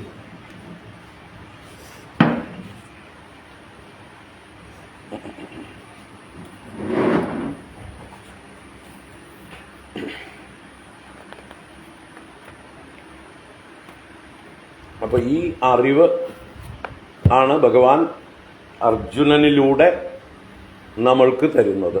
അതൊക്കെ മുമ്പേ പറഞ്ഞു. അർജുനം നിമിത്തീകൃത്യ ലോകസംഗ്രഹാർത്ഥം ഭഗവാൻ വാസുദേവ ആഹ എന്ന് ആചാര്യ ഭഗവത്പാദർ പറഞ്ഞു.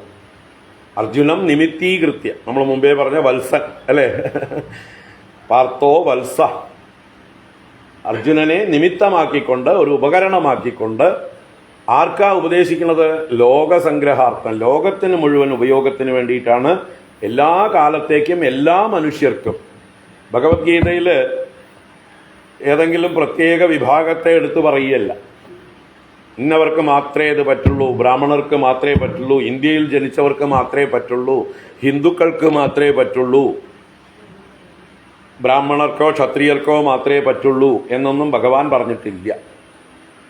അപ്പോൾ ഇതെല്ലാവർക്കും യൂണിവേഴ്സലാണ്. അത് സാർവകാലികവുമാണ്. എല്ലാ കാലത്തും എല്ലാവർക്കും പ്രയോഗിക്കാവുന്നതായിട്ടുള്ള കാര്യങ്ങളാണ്, എല്ലാവരും ഉൾക്കൊള്ളേണ്ടതായിട്ടുള്ള കാര്യങ്ങളാണ്. അപ്പോൾ ഈ ഒരു ഗീത ഭഗവാൻ ഉപദേശിക്കുന്നു. അർജുനൻ്റെ വിഷമാവസ്ഥയാണ് നമ്മൾ 1-ാം അധ്യായത്തിൽ വിസ്തരിച്ച് കണ്ടത്. നമ്മളിവിടെ വിസ്തരിച്ചൊന്നുമില്ല, ഓടിച്ചാണ് കണ്ടത്. 2-ാം അധ്യായത്തിൻ്റെ ആരംഭത്തിലും അർജുനൻ അതുതന്നെയാണ് പ്രകടിപ്പിച്ചുകൊണ്ടിരുന്നത്. ഭഗവാൻ ആദ്യം 2-ാം അധ്യായത്തിൻ്റെ ആരംഭത്തിൽ ഭഗവാൻ അർജുനനെ ഒന്ന് നല്ലോണം ശാസിച്ചുകൊണ്ട്, കളിയാക്കും പോലെ നിന്ദിച്ചുകൊണ്ടൊക്കെയാണ് തുടങ്ങിയത്. ക്ലൈബ്യം മാസ്മഗമ പാർത്ഥ നൈതത്വയി ഉപപദ്യതേ ക്ഷുദ്രം ഹൃദയ ദൗർബല്യം തെക്തോത്തിഷ്ട പരന്തപ. നീ എന്താ ഈ ആണും പെണ്ണും കെട്ടവനെ പോലെ പെരുമാറുന്നത് എന്നാ ക്ലൈബ്യം എന്ന് പറഞ്ഞാൽ. ക്ലീബത എന്ന് പറഞ്ഞാൽ നപുംസകത്വം എന്നാണ്. ആണുമല്ല പെണ്ണുമല്ല, മണ്ണുമല്ല ചാണകവുമല്ല എന്ന് പറയും നമ്മൾ. എന്ന പോലെയുള്ള ഒന്നുമല്ലാത്ത ഒരു മിശ്ര അവസ്ഥയാണ് ക്ലീബത എന്ന് പറയുന്നത്. ആ അവസ്ഥയെ, ക്ലീബന്റെ അവസ്ഥയാണ് ക്ലൈബ്യം. അപ്പൊ ക്ലൈബ്യം മാസ്മഗമ, നീ പ്രാപിക്കാതിരിക്കൂ ഹേ പാർത്ഥ. നൈതത്വയി ഉപപദ്യത, ഇത് നിനക്ക് യോജിക്കുന്നതല്ല. ക്ഷുദ്രം ഹൃദയ ദൗർബല്യം തെക്വ ഉത്തിഷ്ഠ, നിന്റെ ഈ നിസ്സാരമായിട്ടുള്ള അല്പമായിരിക്കുന്ന നിന്റെ ഹൃദയ ദൗർബല്യത്തെ വെടിഞ്ഞ് നീ എഴുന്നേൽക്ക യുദ്ധത്തിനായിക്കൊണ്ട് എന്ന് ഭഗവാൻ ശാസിക്കുന്നുണ്ട്, നിന്ദിക്കുന്നുണ്ട്.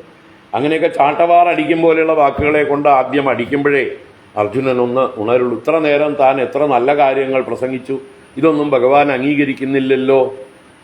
ഒരു ഞെട്ടലാണ് അർജുനനിൽ ഉണ്ടാക്കുന്നത് അല്ലേ. അർജുനന്റെ പ്രസംഗം കേട്ട് കഴിഞ്ഞാൽ നമ്മളൊക്കെ വിചാരിക്കും എത്ര സാത്വികൻ, അയ്യോ എന്തൊരു ധർമ്മമാണ് അയാൾ പറയുന്നത്. ബന്ധുക്കളെയൊക്കെ കൊന്നിട്ട് എനിക്ക് ഈ രാജ്യവും ഭോഗങ്ങളും ഒന്നും വേണ്ട, ഇതിനേക്കാൾ എനിക്ക് ഭിക്ഷാടനമാണ് ശ്രേയസ്കരം. ഗുരുക്കന്മാരെ ഹനിക്കാതെ അല്ലേ, പൂജാർഹന്മാരായ ഗുരുക്കന്മാരെ ഹനിച്ചു കിട്ടുന്ന ഭോഗങ്ങളൊന്നും എനിക്ക് വേണ്ട, അവരുടെ രക്തം പുരണ്ട ഭോഗങ്ങളൊന്നും വേണ്ട, അതിനേക്കാൾ നല്ലത് ഭിക്ഷാടനമാണെന്ന് കരുതുന്നു എന്നൊക്കെ വിളിച്ചു പറയുന്നുണ്ട്. വാസ്തവത്തിൽ അർജുനനെ കൊണ്ട് ഭിക്ഷാടനത്തിന് സാധിക്കുമോ?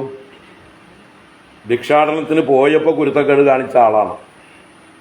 അർജുനന്റെ കഥയൊക്കെ പശ്ചാത്തലമൊക്കെ പിന്നിലേക്ക് നോക്കിക്കഴിഞ്ഞാൽ 1 വർഷം തീർത്ഥാടനത്തിനായിട്ട് പോകേണ്ട ഒരു തെറ്റിന് പ്രായശ്ചിത്തമായിട്ട് ആ തീർത്ഥാടനത്തിന് പോയ ആൾ സുഭദ്രയെ അടിച്ചുകൊണ്ടാണ് പോകുന്നത്. 1 വർഷത്തെ തീർത്ഥാടനം കഴിയുന്നതിന് മുമ്പാണ് ദ്വാരകയിൽ ചെന്ന് സുഭദ്രാഹരണം നടത്തിക്കൊണ്ട് പോരുന്നത്. അപ്പോൾ തീർത്ഥാടനമായിരുന്നോ? മനസ്സിലെന്തായിരുന്നു? മനസ്സിൽ സുഭദ്രയായിരുന്നു, അല്ലെങ്കിൽ അതുപോലെയുള്ള സ്ത്രീ വിഷയങ്ങളായിരുന്നു. അപ്പോൾ അതിനുള്ള പാകതയായിട്ടില്ല അയാൾ. സന്യസിക്കാനോ തീർത്ഥാടനം ചെയ്യാനുള്ള പാകത ആയിട്ടില്ല. അദ്ദേഹം നല്ല രജോഗുണ സമ്പന്നനായിട്ടുള്ള സാത്വികനാണ്. രജോഗുണവും അല്പം സത്വഗുണവുമുണ്ട്. രജോ ഗുണവും സത്വഗുണവും ചേരുമ്പോഴേ ക്ഷത്രിയത്വമാവുള്ളൂ. രജോ ഗുണത്തോടൊപ്പം തമോ ഗുണം ചേർന്നാൽ വൈശ്യഗുണമാണത്. രജോ ഗുണ പ്രധാനിയാണ് ക്ഷത്രിയൻ, അതിൽ തമോ ഗുണം കൂടുതൽ ചേർന്നാൽ അത് വൈശ്യന്റെ ഗുണമാണ്. ഇതൊക്കെ 18-ാം അധ്യായത്തിൽ ഭഗവാൻ പറയുന്നതാണ്, ഞാൻ പറയുന്നതല്ല. രജസിന്റെ കൂടെ തമസ് ചേർന്നാൽ വൈശ്യനും, രജോ ഗുണത്തിന്റെ കൂടെ സത്വഗുണം ചേർന്നാൽ ക്ഷത്രിയനും. സത്വഗുണം ഏറ്റവും പ്രധാനമായിരിക്കുന്നവനാണ് ബ്രാഹ്മണൻ. അതിൽ അവർക്ക് രജോ ഗുണവും തമോ ഗുണവും അല്പാൽപ്പം ഉണ്ടാവും. ഈ 3 ഗുണങ്ങൾ ചേരാതെ ഈ പ്രകൃതിയിൽ ഒന്നുമില്ല എന്ന് പറയുന്നുണ്ട്. 3ന്റെ കോമ്പിനേഷനാണ് ഈ ലോകത്തിലെ സകല സൃഷ്ടിയും. അതിപ്പോൾ നിങ്ങൾ ഏത് രാജ്യത്ത് പോയാലും, ഏത് ആഫ്രിക്കയിലും യൂറോപ്പിലും അമേരിക്കയിലും ചെന്നാലും 3 ഗുണങ്ങളില്ലാത്ത ഒരു വസ്തു ഈ ലോകത്തിൽ ഇല്ല, സൃഷ്ടിയിലില്ല. കാരണം സൃഷ്ടി തന്നെ 3 ഗുണങ്ങളെ കൊണ്ടാണ്. മായയുടെ സത്വം, രജസ്, തമസ് എന്നുള്ള ഗുണങ്ങളുടെ കോമ്പിനേഷനാണ് ഈ സൃഷ്ടി മുഴുവൻ. അതുകൊണ്ട് 3 ഗുണങ്ങളെ കൂടാതെ ഈ ലോകത്തിൽ മാറ്റി നിർത്താനായിട്ട് ഒന്നുമില്ല. അതുകൊണ്ട് ഈ 3 ഗുണങ്ങളുടെ ആധിക്യ സ്വഭാവം മാറി മാറി ഓരോന്നിലും ഉണ്ടാവും. അതിപ്പോൾ യൂറോപ്യൻസിൽ സത്വഗുണം കൂടുതലുണ്ടെങ്കിൽ അവർ ബ്രാഹ്മണ സ്വഭാവമുള്ളവരാണ്. ആഫ്രിക്കൻസിൽ സത്വഗുണം ഉണ്ടെങ്കിൽ അവർ അവിടുത്തെ ബ്രാഹ്മിൻസാണ്. മുസ്ലിങ്ങളുടെ ഇടയിൽ സത്വഗുണ പ്രധാനികളുണ്ടെങ്കിൽ അവരുടെ ഇടയിൽ ബ്രാഹ്മണനാണ് അവർ. ക്രിസ്ത്യാനികളുടെ ഇടയിൽ സത്വഗുണമുള്ളവനാണെങ്കിൽ അവരുടെ ഇടയിലെ ബ്രാഹ്മണനാണ് അവർ. ഈ ബ്രാഹ്മണൻ എന്ന് പറഞ്ഞാൽ ഏതെങ്കിലും അച്ഛനും അമ്മയ്ക്കും ജനിക്കണം എന്നുള്ളതല്ല. ആ സങ്കല്പമാണ് നമുക്ക് ഇവിടെ നിന്ന് തൂത്ത് കളയേണ്ടത്. ഇപ്പോഴും അല്ലേ ഈ എതിർക്കുന്നത് ഏത് ബ്രാഹ്മണ്യത്തെയാണ്? നമ്മളെ സനാതനധർമ്മത്തെ എതിർക്കുന്ന ആളുകളൊക്കെ എതിർക്കുന്നത്, സനാതനധർമ്മത്തെ എതിർക്കാൻ വേണ്ടി അവരെടുത്ത് പൊക്കിക്കൊണ്ടുവരുന്നത് ഏതിനെയാണ്? ഈ ബ്രാഹ്മണ്യത്തെയാണ്. ഏത് ബ്രാഹ്മണ്യത്തെ? ജാതി ബ്രാഹ്മണ്യത്തെ, ജന്മനാ ഉള്ള ബ്രാഹ്മണ്യത്തെ. അത് തെറ്റാണ്. അപ്പൊ ഇല്ലാത്തൊരു കാര്യത്തെ എടുത്തുകൊണ്ട് വന്നാണ്, അല്ലെങ്കിൽ കുറച്ചു കാലം ഉണ്ടായിരുന്നതല്ല, നമ്മുടെ സമൂഹത്തെ മിസ്ഗൈഡ് ചെയ്തിരുന്ന കുറെ കാര്യങ്ങളാണ് ഇതെല്ലാം. അത് ഏതോ കാലത്തുണ്ടായിരുന്നു, ഇപ്പം ഉണ്ടോ? ഇപ്പം എല്ലാവരും ഒരേപോലെയാണ്. ഇപ്പം നമ്മുടെ ഹിന്ദുക്കളുടെ ഇടയിൽ വാസ്തവത്തിൽ കേരളത്തിൽ പ്രത്യേകിച്ച് വിദ്യാഭ്യാസമുണ്ടോ സമ്പത്തുണ്ടോ അവൻ എവിടെയും തല ഉയർത്തി നിൽക്കാം.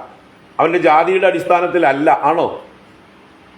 നിങ്ങൾക്ക് വിദ്യാഭ്യാസം ഉണ്ടോ നിങ്ങളെ ബഹുമാനിക്കുന്നുണ്ട് ആളുകൾ. നിങ്ങൾക്ക് സമ്പത്തുണ്ടോ നിങ്ങളെ ബഹുമാനിക്കുന്നുണ്ട്. ജാതി നോക്കിയിട്ടല്ല. പക്ഷെ ഇവർ പറഞ്ഞുകൊണ്ടിരിക്കുന്നത് ഞങ്ങളെ ജാതിയുടെ പേരിൽ ഞങ്ങളെ അവമാനിക്കുന്നു. ആരാ പറഞ്ഞ? ബ്രാഹ്മണരിൽ ദരിദ്രരായിട്ടുള്ളവരെ അവമാനിക്കുന്നില്ലേ? ബ്രാഹ്മണരിൽ വിദ്യാഭ്യാസം ഇല്ലാതെ സ്വഭാവ ദൂഷ്യമുള്ളവരെ എല്ലാവരും നിന്ദിക്കുന്നില്ലേ? ആട്ടി അകറ്റും. അവൻ ബ്രാഹ്മണനായതുകൊണ്ട് വല്ല കേമത്വമുണ്ടോ? അവന് എന്തെങ്കിലും പ്രിവിലേജ് കൊടുക്കുന്നുണ്ടോ? കള്ളും കുടിച്ച് നടക്കുന്ന ബ്രാഹ്മിൻസ് ഉണ്ട്, ബോധമില്ലാതെ നടക്കുന്നത്. അവരെയൊക്കെ ആര് കണ്ടാലും ആട്ടി അകറ്റും. ബ്രാഹ്മണരും ആട്ടും, സ്വന്തക്കാരാട്ടും, ബന്ധുക്കളാട്ടും, നാട്ടുകാരും ആട്ടും. അവനൊരു പ്രിവിലേജും കൊടുക്കില്ല. എനിക്കറിയാം അങ്ങനെയുള്ള എത്രയോ ആളുകളെ. കള്ളു കുടിച്ച് ബോധമില്ലാതെ നടക്കുന്ന ബ്രാഹ്മണർ എത്രയുണ്ട്. അവരെ ആരും പരിഗണിക്കില്ല. അപ്പോൾ ബ്രാഹ്മണനായതുകൊണ്ട് അവനെ തലയിൽ കയറ്റി വെക്കുമോ? നമ്മൾ കണ്ട അകന്നു പോകും അങ്ങനെയുള്ള. കാരണം നമ്മളെയൊക്കെ കണ്ട കാശ് ചോദിക്കും. എന്തിന്? കുടിക്കാൻ വേണ്ടി പൈസ ചോദിക്കുന്ന, തെണ്ടി നടക്കുന്ന, ഒന്നിനും കൊള്ളാത്ത ബ്രാഹ്മിൻസ് ഉണ്ട്. ജന്മന അച്ഛനും അമ്മയും ബ്രാഹ്മിൻസാണ് എന്ന് പറഞ്ഞതുകൊണ്ട് പറയുകയാണ്. അപ്പോൾ ഒരാൾ അപമാനിക്കപ്പെടുന്നത് അവൻ്റെ ഇപ്പോഴത്തെ സമൂഹത്തിൽ ജാതി കൊണ്ടല്ല, പിന്നെയോ അവൻ്റെ സ്വഭാവ ദൂഷ്യം കൊണ്ടാണ്, അവൻ്റെ കയ്യിലിരിപ്പ് കൊണ്ടാണ്. സമ്പത്തും വിദ്യയും സ്വഭാവ ഗുണവുമുള്ള ഏത് സമൂഹത്തിൽ ജനിച്ചവരെയും ഇന്ന് നമ്മൾ ബഹുമാനിക്കുന്നുണ്ട്. ഉണ്ടോ? ഇത് നമ്മൾ എന്താ പറയുക, കുട്ടികളെ പറഞ്ഞ് മനസ്സിലാക്കണം. അല്ലാതെ ജാതിയൊന്നും, നമ്മുടെ കുട്ടികൾക്ക് ജാതി ചിന്തയൊന്നും ഇല്ല. പക്ഷെ ഇപ്പോഴത്തെ വേടന്മാരും അതുപോലെയുള്ള ആൾക്കാരും ഒക്കെ ഇത് കുത്തിവെക്കുകയാണ്. കുറേ ആൾക്കാർ ഇതിനു വേണ്ടി പ്രസംഗിക്കാൻ ഇറങ്ങിയിട്ടുണ്ട്. ഈ യൂണിവേഴ്സിറ്റിയിൽ തന്നെയുള്ള ആൾക്കാർ ഇല്ലേ? എന്ത് നിലവണം? ഇളയിടം. എന്താ മുഴുവൻ പേര്? സുനിൽ പി ഇളയിടം. പിന്നെ ഒരു ശ്യാംകുമാർ ഉണ്ട്, ഡോക്ടർ TP ശ്യാംകുമാറോ എന്തോ പറഞ്ഞിട്ട്. ഇവരൊക്കെ സംസ്കൃതം പഠിച്ചിട്ടുണ്ട്, ഫിലോസഫി പഠിച്ചിട്ടുണ്ട് എന്ന് പേര് പറയുന്നുണ്ട്. യഥാർത്ഥത്തിൽ അവർ സംസ്കൃതം വേണ്ട പോലെ പഠിച്ചിട്ടുമില്ല, ഫിലോസഫിയും വേണ്ട പോലെ പഠിച്ചിട്ടില്ല. അവർ പഠിക്കാൻ വന്നത് തന്നെ ഇതിനെ തെറ്റായി വിമർശിക്കാൻ വേണ്ടി, വ്യാഖ്യാനിക്കാൻ വേണ്ടി മാത്രം ഡോക്ടറേറ്റ് എടുത്തിട്ടുള്ള ആൾക്കാരാണ് ഇതൊക്കെ. കള്ള ഡോക്ടറേറ്റുകളാണൊക്കെ, കോപ്പി അടിച്ച ഡോക്ടറേറ്റുകളാണ്. എന്നിട്ടിപ്പോൾ അവരിപ്പോൾ സമൂഹത്തിൽ മുഴുവൻ ഈ ആൻറ്റി സനാതനതായിട്ട് സംസാരിച്ചു കൊണ്ടേയിരിക്കുന്നുണ്ട്. ഈ പറഞ്ഞ ജാതി വ്യവസ്ഥകൾക്കെതിരായിട്ടൊക്കെ പറഞ്ഞുകൊണ്ടേയിരിക്കുന്നുണ്ട്. വാസ്തവത്തിൽ ജാതി എന്നുള്ളത് നമ്മുടെ സനാതനധർമ്മത്തിൽ വന്നു ചേർന്ന ഒരു കാലത്ത് വന്നു ചേർന്ന ഒരു അഴുക്ക് തന്നെ പറയാം, ഒരു അനാചാരം തന്നെ പറയാം. അതിപ്പോൾ ഇല്ല, അത് മാറ്റേണ്ടതാണ്. നമ്മുടെ മനസ്സിൽ നിന്നൊക്കെ നമ്മൾ തുടച്ച് കളയേണ്ടതാണ്. നമ്മളൊരാളെ വിലയിരുത്തുന്നത് അവരുടെ ജന്മം നോക്കിക്കൊണ്ടാവരുത്, അവരുടെ ക്വാളിറ്റി നോക്കിയിട്ടാവണം. അവരുടെ സ്വഭാവം, അതുപോലെ അവരുടെ വിദ്യ, അവരുടെ സ്ഥാനം, അവരുടെ സമ്പത്ത്, ഇതൊക്കെ നോക്കി നമ്മളൊരാളെ ബഹുമാനിക്കുന്ന കാലമാണ്. അതുകൊണ്ട് അവിടെയാണ് ഒരാളിൽ സത്വഗുണമാണുണ്ടെങ്കിൽ അവനെ നമ്മൾ ബഹുമാനിക്കില്ലേ? അവൻ എവിടെ ജനിച്ചാലെന്താണ്? നമ്മുടെ ഭാരതത്തിൽ അടുത്ത കാലത്ത് ജനിച്ച ഒരു മഹാബ്രാഹ്മണനാണ് അബ്ദുൽ കലാം, അല്ലേ? നമ്മുടെ പ്രസിഡന്റായിരുന്ന APJ അബ്ദുൽ കലാം. അയാൾ എവിടെ ജനിച്ചാലെന്താ, ആരുടെ മകനായാലെന്ത്, എന്ത് പേരായാലെന്താ? ഉത്തമ ബ്രാഹ്മണനാണ്. അയാളുടെ സ്വഭാവം കൊണ്ടും എല്ലാം കൊണ്ടും. അദ്ദേഹം ടീച്ചിങ് ആയിരുന്നു അദ്ദേഹത്തിൻ്റെ പാഷൻ, അല്ലേ? സയൻറ്റിസ്റ്റ്, കണ്ടുപിടുത്തങ്ങൾ, അതോടൊപ്പം തന്നെ ടീച്ചിങ്. അവസാനത്തെ അദ്ദേഹത്തിൻ്റെ ശ്വാസം വരെയും അദ്ദേഹം ടീച്ചിങ് തിരഞ്ഞെടുത്ത. ആ ടീച്ചിങ് എന്നുള്ളത് ബ്രാഹ്മണ സ്വഭാവമാണ്. അധ്യയനം, അധ്യാപനം, യജനം, യാചനം, ദാനം കൊടുക്കുക, ദാനം സ്വീകരിക്കുക. ഇതാണ് ബ്രാഹ്മണർക്ക് പറഞ്ഞിട്ടുള്ള ഉപജീവന മാർഗം ഭഗവത്ഗീതയിൽ പറയുന്നത്. അപ്പോൾ പറഞ്ഞു വന്നത്, അർജുനൻ എന്നുള്ളത് പക്ക രജോ ഗുണം അല്പ സത്വഗുണത്തോടു കൂടിയ നല്ല ക്ഷത്രിയനാണ്. ആ ക്ഷത്രിയന് പെട്ടെന്നൊന്നും ഭിക്ഷാടനത്തിന് സന്യാസിയാവാനുള്ള യോഗ്യത ഇല്ല. അതിനെന്ത് വേണം?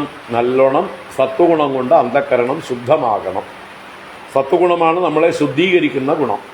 ആ സത്വഗുണം വർദ്ധിക്കുമ്പോഴേ നമ്മൾക്ക് അന്തർമുഖതയുണ്ടാവുള്ളൂ, ലോക വിഷയങ്ങളോട് ആസക്തി ഇല്ലാതാവുള്ളൂ, നല്ല വിവേകമുണ്ടാവുള്ളൂ, എല്ലാവരോടും സ്നേഹത്തോടെ പെരുമാറാൻ കഴിയുള്ളൂ, നല്ല വാക്കുകൾ പറയാൻ കഴിയുള്ളൂ. അപ്പോൾ അതിനൊക്കെ എന്ത് വേണം? സത്വഗുണം വർദ്ധിക്കണം. ആ സത്വഗുണം വർദ്ധിക്കാനുള്ളതാണ് നമ്മുടെ ജീവിത രീതി.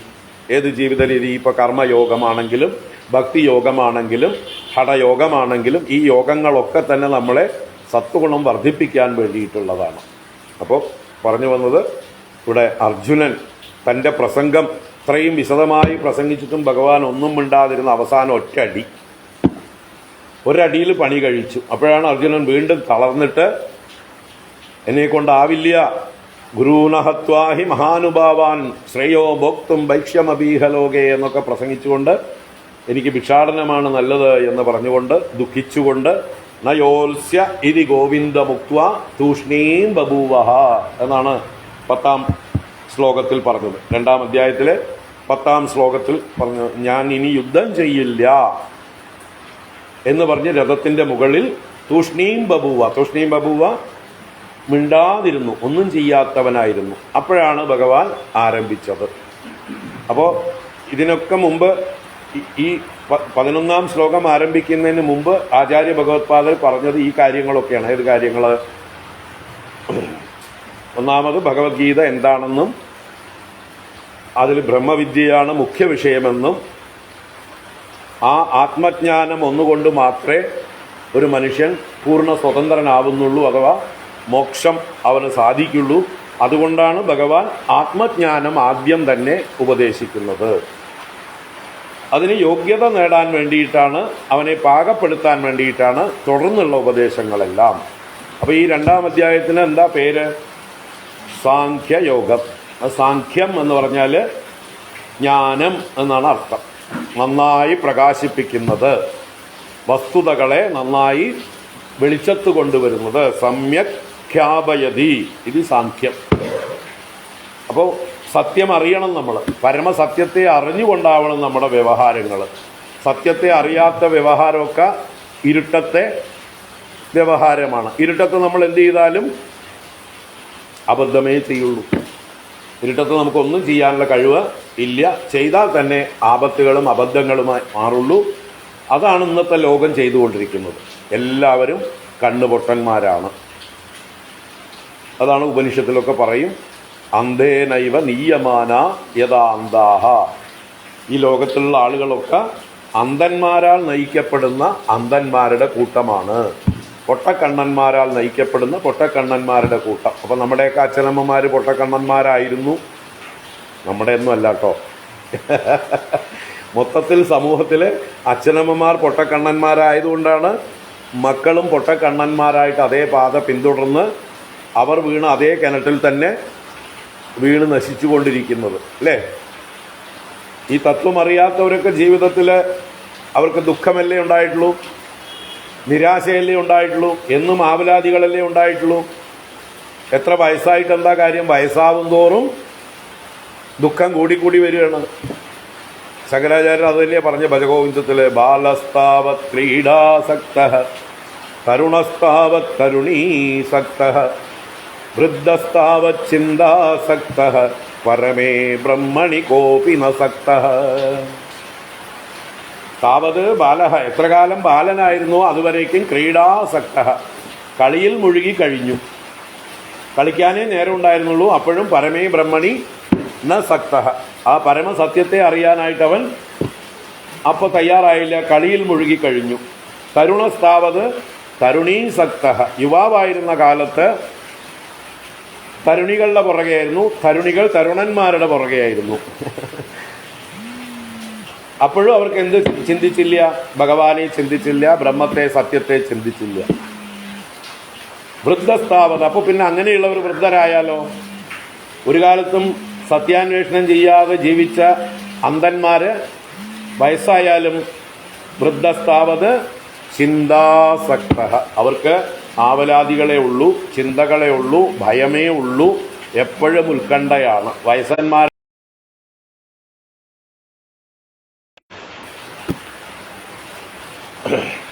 യഥാർത്ഥ വൃദ്ധി എന്ന് പറഞ്ഞാൽ എന്താണ്? വൃദ്ധൻ എന്ന വാക്കിൻ്റെ അർത്ഥം എന്താണ്? വൃദ്ധിയുള്ളവനാണ് വൃദ്ധൻ. വൃദ്ധി എന്ന് പറഞ്ഞാൽ എന്താ? വളർച്ച. എവിടെയാ വളരേണ്ടത്? ശരീരം തളരുകയുള്ളൂ വയസ്സാവുമ്പോൾ. അപ്പോൾ ശരീരത്തിൻ്റെ വളർച്ചയല്ല അവിടെ, ഏജ് വളർന്നു അല്ലേ? 80 85 90 എന്നൊക്കെ പറയുമ്പോൾ അതിൽ നമ്പർ കൂടിയിട്ടുണ്ട്. പക്ഷെ എവിടെയാ യഥാർത്ഥ വളർച്ച ഉണ്ടാവേണ്ടത്? അറിവും അനുഭവവും കൊണ്ട് ഉള്ളിലാണ്, ആന്തരികമായിട്ടാണ് ആ വൃദ്ധി ഉണ്ടാവേണ്ടത്.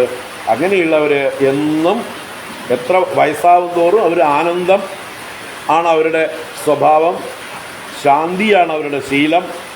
അവരുടെ അടുത്ത് പോയിരിക്കുന്നത് തന്നെ ഒരു വലിയ വടവൃക്ഷത്തിൻ്റെ ചുവട്ടിൽ കാറ്റുകൊണ്ടിരിക്കും പോലെ ഉണ്ടാവും അല്ലേ? നല്ല മഹാത്മാക്കൾ, അറിവിൽ ഉറച്ചിരിക്കുന്നതായിട്ടുള്ള ആനന്ദം അനുഭവിച്ചിരിക്കുന്ന ആളുകളുടെ അടുത്ത് പോയിരിക്കാൻ നമുക്ക് ഇഷ്ടമല്ലേ? അങ്ങനെയുള്ളവരുടെ അടുത്ത് പോയിരുന്നാൽ നമുക്ക് നല്ല അറിവുകൾ അവർ പകർന്നു തരും. നല്ല നേരം പോക്കായിരിക്കും. ജീവിതത്തിൽ നിന്നുള്ള ഒരുപാട് കാര്യങ്ങൾ, പാഠങ്ങൾ അവർ തമാശ രൂപത്തിൽ അവതരിപ്പിച്ചു തരും നമുക്ക്, ഇല്ലേ?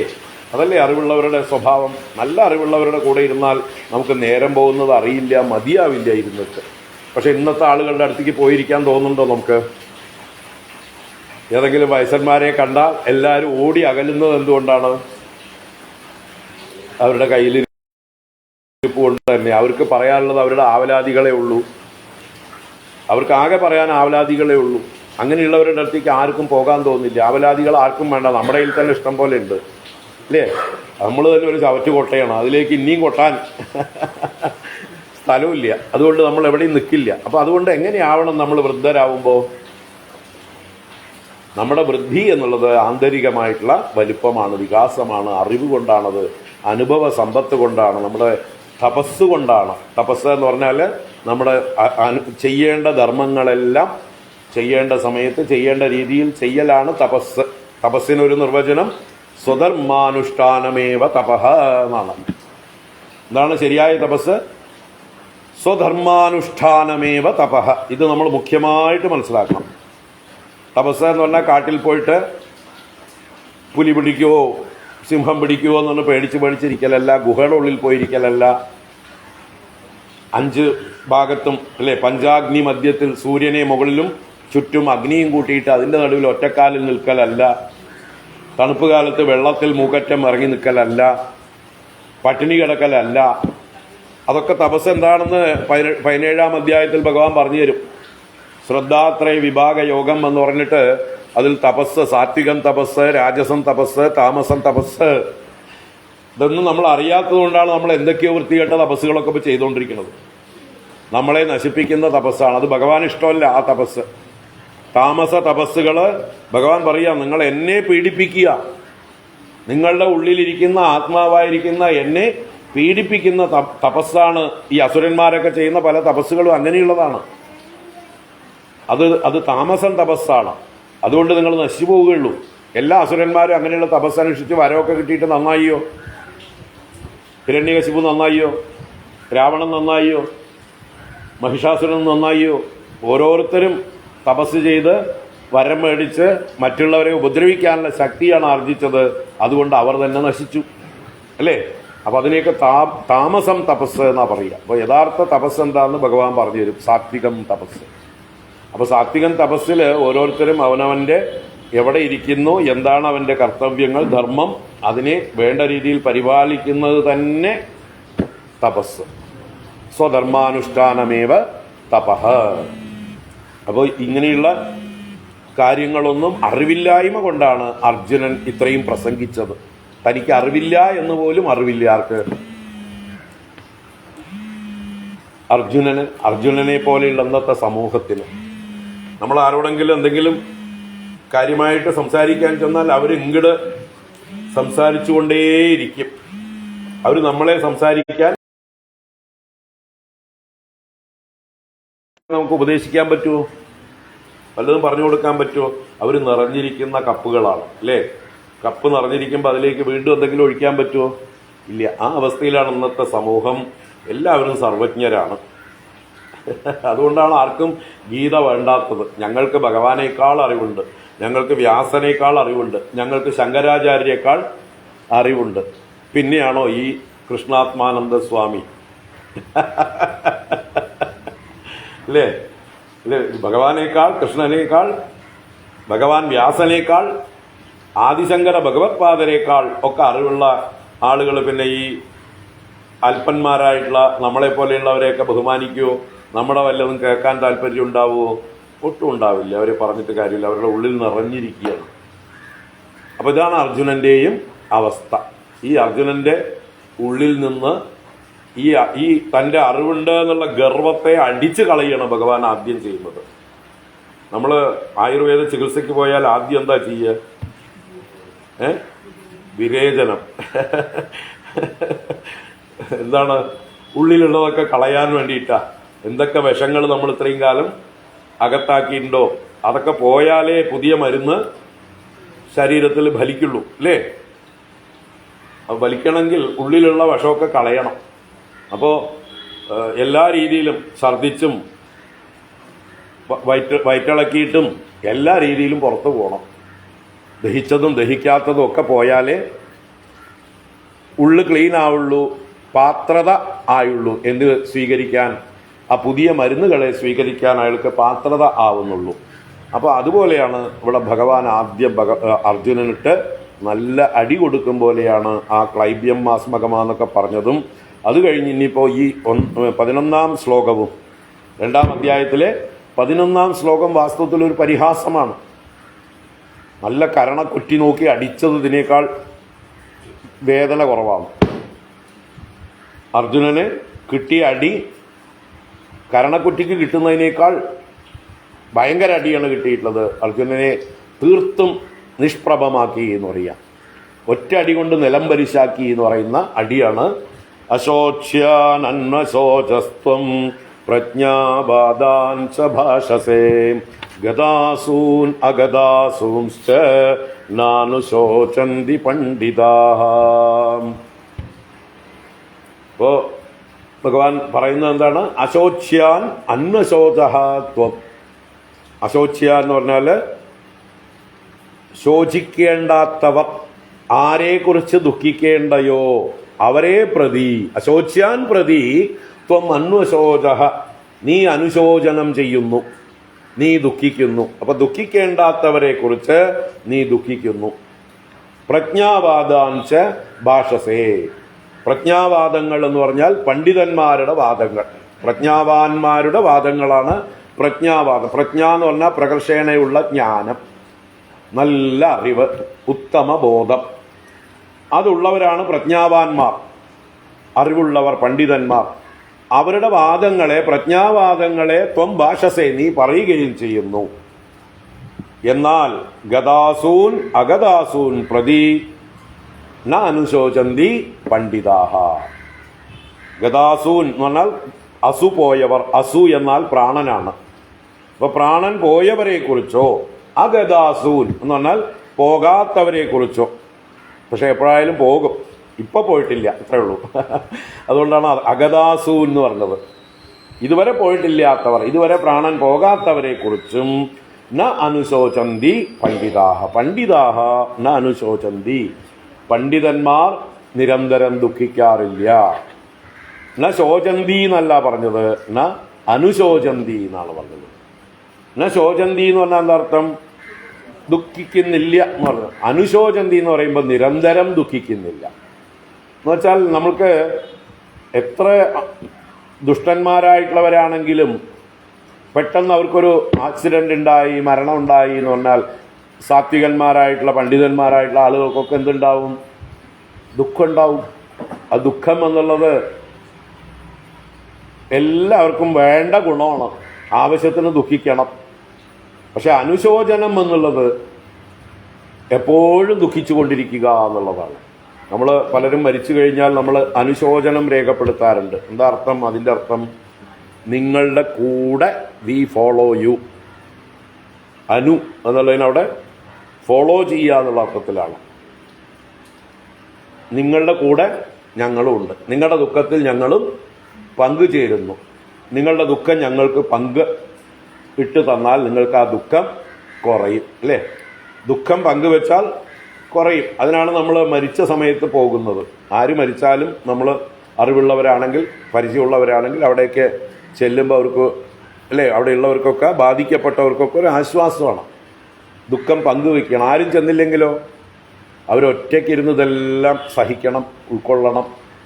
ഒരു വലിയൊരു വിങ്ങലായിരിക്കും അത്. പിന്നീട് അത് വലിയ മാനസിക വിഭ്രാന്തിയിലേക്കോ പൊട്ടിത്തെറിക്കലിലേക്കോ ഒക്കെ ചെന്നെത്തിക്കും.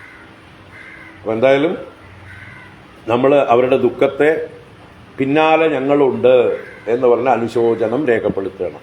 നിങ്ങൾ ഇത്രയും വിഷമിക്കേണ്ട, ഞങ്ങൾക്ക് കുറച്ച് പങ്കുവെച്ചോളൂ. അവിടുത്തെ അനുശബ്ദത്തിന് അതാണ് അർത്ഥം. പിന്നാലെ പോകുന്നതിനെ അനുഗമിക്കുക, അനുസരിക്കുക. അവിടെയൊക്കെ അനു എന്നുള്ള പ്രയോഗം. പിന്നെ അനു എന്നുള്ളതിന് നിരന്തരം എന്നും ഒരർത്ഥം. അതാണ് അനുശോചനം. അപ്പം നിരന്തരം ദുഃഖിക്കുക. ഇപ്പോൾ ചില ആളുകൾ, ആരെങ്കിലും ബന്ധുക്കൾ മരിച്ചു പോയാൽ അതിനെക്കുറിച്ച് തന്നെ ചിന്തിച്ച് വർഷങ്ങളോളം കഴിയുന്നവരുണ്ട്, അല്ലേ? അച്ഛനും അമ്മയും എന്നോ മരിച്ചുപോയവരെ കുറിച്ച് ഇപ്പോഴും പറഞ്ഞുകൊണ്ടും കരഞ്ഞുകൊണ്ടും ഇരിക്കുന്ന ആൾക്കാരുണ്ട്. ഉണ്ടോ? ഉണ്ട്, നമുക്കറിയാവുന്നവരുണ്ട്. മുത്തശ്ശൻ പ്രിയപ്പെട്ടതായിരുന്നു എനിക്ക്, അപ്പോൾ ആ മുത്തശ്ശൻ മരിച്ചു പോയതിനെക്കുറിച്ച് ഇപ്പോഴും ഇടയ്ക്കിടയ്ക്ക് പറഞ്ഞ് കരയുന്നവരുണ്ട്. നല്ലതാണ് അദ്ദേഹത്തെക്കുറിച്ചിട്ടുള്ള സ്മരണ, അദ്ദേഹത്തെക്കുറിച്ചുള്ള കൃതജ്ഞത ഒക്കെ വേണ്ടതാണ്, നല്ല ഗുണമാണ്. പക്ഷേ അത്രയ്ക്ക് കരയേണ്ട ആവശ്യമുണ്ടോ? അദ്ദേഹത്തിൻ്റെ നല്ല ഗുണങ്ങളൊക്കെ എടുത്ത് പറയുകയും സ്മരിക്കുകയും ചെയ്യാം. അദ്ദേഹം എനിക്ക് നല്ല ഒരു, എന്താ പറയുക, ഉപദേശങ്ങളൊക്കെ നൽകിയിട്ടുണ്ട്, നല്ലൊരു മാതൃകയായിരുന്നു, അദ്ദേഹമാണ് എന്നെ ഞാനാക്കിയത് എന്നൊക്കെ പറയാം. അപ്പം ഞങ്ങളുടെ ഗുരുനാഥന്മാർ, നമ്മുടെ ഗുരുനാഥനെ പോലെ നമുക്ക് ലോകത്തിൽ പ്രിയപ്പെട്ടവരായിട്ട് ആരുമില്ല. ഞങ്ങൾക്ക് ഗുരുകുലത്തിൽ പഠിച്ചു കഴിഞ്ഞ് ഞങ്ങൾക്ക് ഈ അറിവൊക്കെ തന്നു കഴിയുമ്പോൾ നമുക്ക് ഞങ്ങളുടെ അച്ഛനമ്മമാരെക്കാൾ പ്രിയപ്പെട്ടതാവുകയാണ് ആര്? ഗുരു. കാരണം അച്ഛനമ്മമാർ തരാത്ത അറിവാണ് ഈ ഗുരു തരുന്നത്. അച്ഛനമ്മമാരിൽ പോലും അല്പം സ്വാർത്ഥാംശമുണ്ട്, ഗുരുക്കന്മാരിൽ എന്തില്ല? സ്വാർത്ഥതയില്ല. ഈ അച്ഛനമ്മമാർ മക്കളെ സംരക്ഷിക്കുന്നതും അവർക്ക് വേണ്ടി ഓരോന്നും ചെയ്യുന്നതും എന്തിൻ്റേത് കൊണ്ടാണ്? ഭാവിയിൽ ഇവർ എനിക്ക് സുരക്ഷിതത്വം നൽകും, എൻ്റെ കൂടെ ഉണ്ടാവും, എൻ്റെ വയസ്സുകാലത്ത്, അല്ലേ, എനിക്കൊരു തുള്ളി വെള്ളം തരാനെങ്കിലും കൂടെ ഉണ്ടാവും, ഞാൻ ആരുമില്ലാതെ അനാഥയാവില്ല. ഒരു സുരക്ഷിത ബോധമാണ് നമ്മൾ മക്കളിൽ നിന്ന്. അതൊരു സ്വാർത്ഥതയാണ്, ഒരു ആലംബനമാണ്. എന്നാൽ ഗുരുക്കന്മാർക്ക് ആ ചിന്തയില്ല.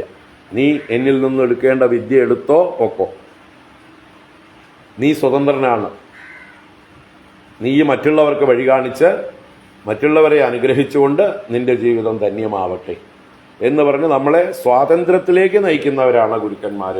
അത്രയും അവർ തന്നെ എല്ലാം ഞങ്ങൾക്ക് തരുന്നു. അപ്പം ഞങ്ങളൊക്കെ ഗുരുകുലത്തിൽ പഠിക്കാൻ പോകുമ്പോൾ നമ്മളൊന്നും കൊണ്ടുപോകണ്ട, ഉടുത്ത വസ്ത്രത്തോടെ പോയാൽ മതി. ചിന്മയ മിഷൻ്റെ ചിന്മയ സാന്ദീപനി ആവട്ടെ, ഞങ്ങളുടെ ദയാനന്ദ സ്വാമിയുടെ ഗുരുകുലമാവട്ടെ, ഹർഷവിദ്യാ ഗുരുകുലം, അല്ലെങ്കിൽ അതുപോലെയുള്ള ഗുരുകുലങ്ങളിലൊക്കെ തന്നെ ഉടുത്ത വസ്ത്രത്തോടെ പോയാൽ മതി. ഇനിയിപ്പോൾ വസ്ത്രം ഇല്ലെങ്കിലും കുഴപ്പമൊന്നുമില്ല, നമുക്ക് കുഴപ്പമില്ലെങ്കിൽ അല്ലേ.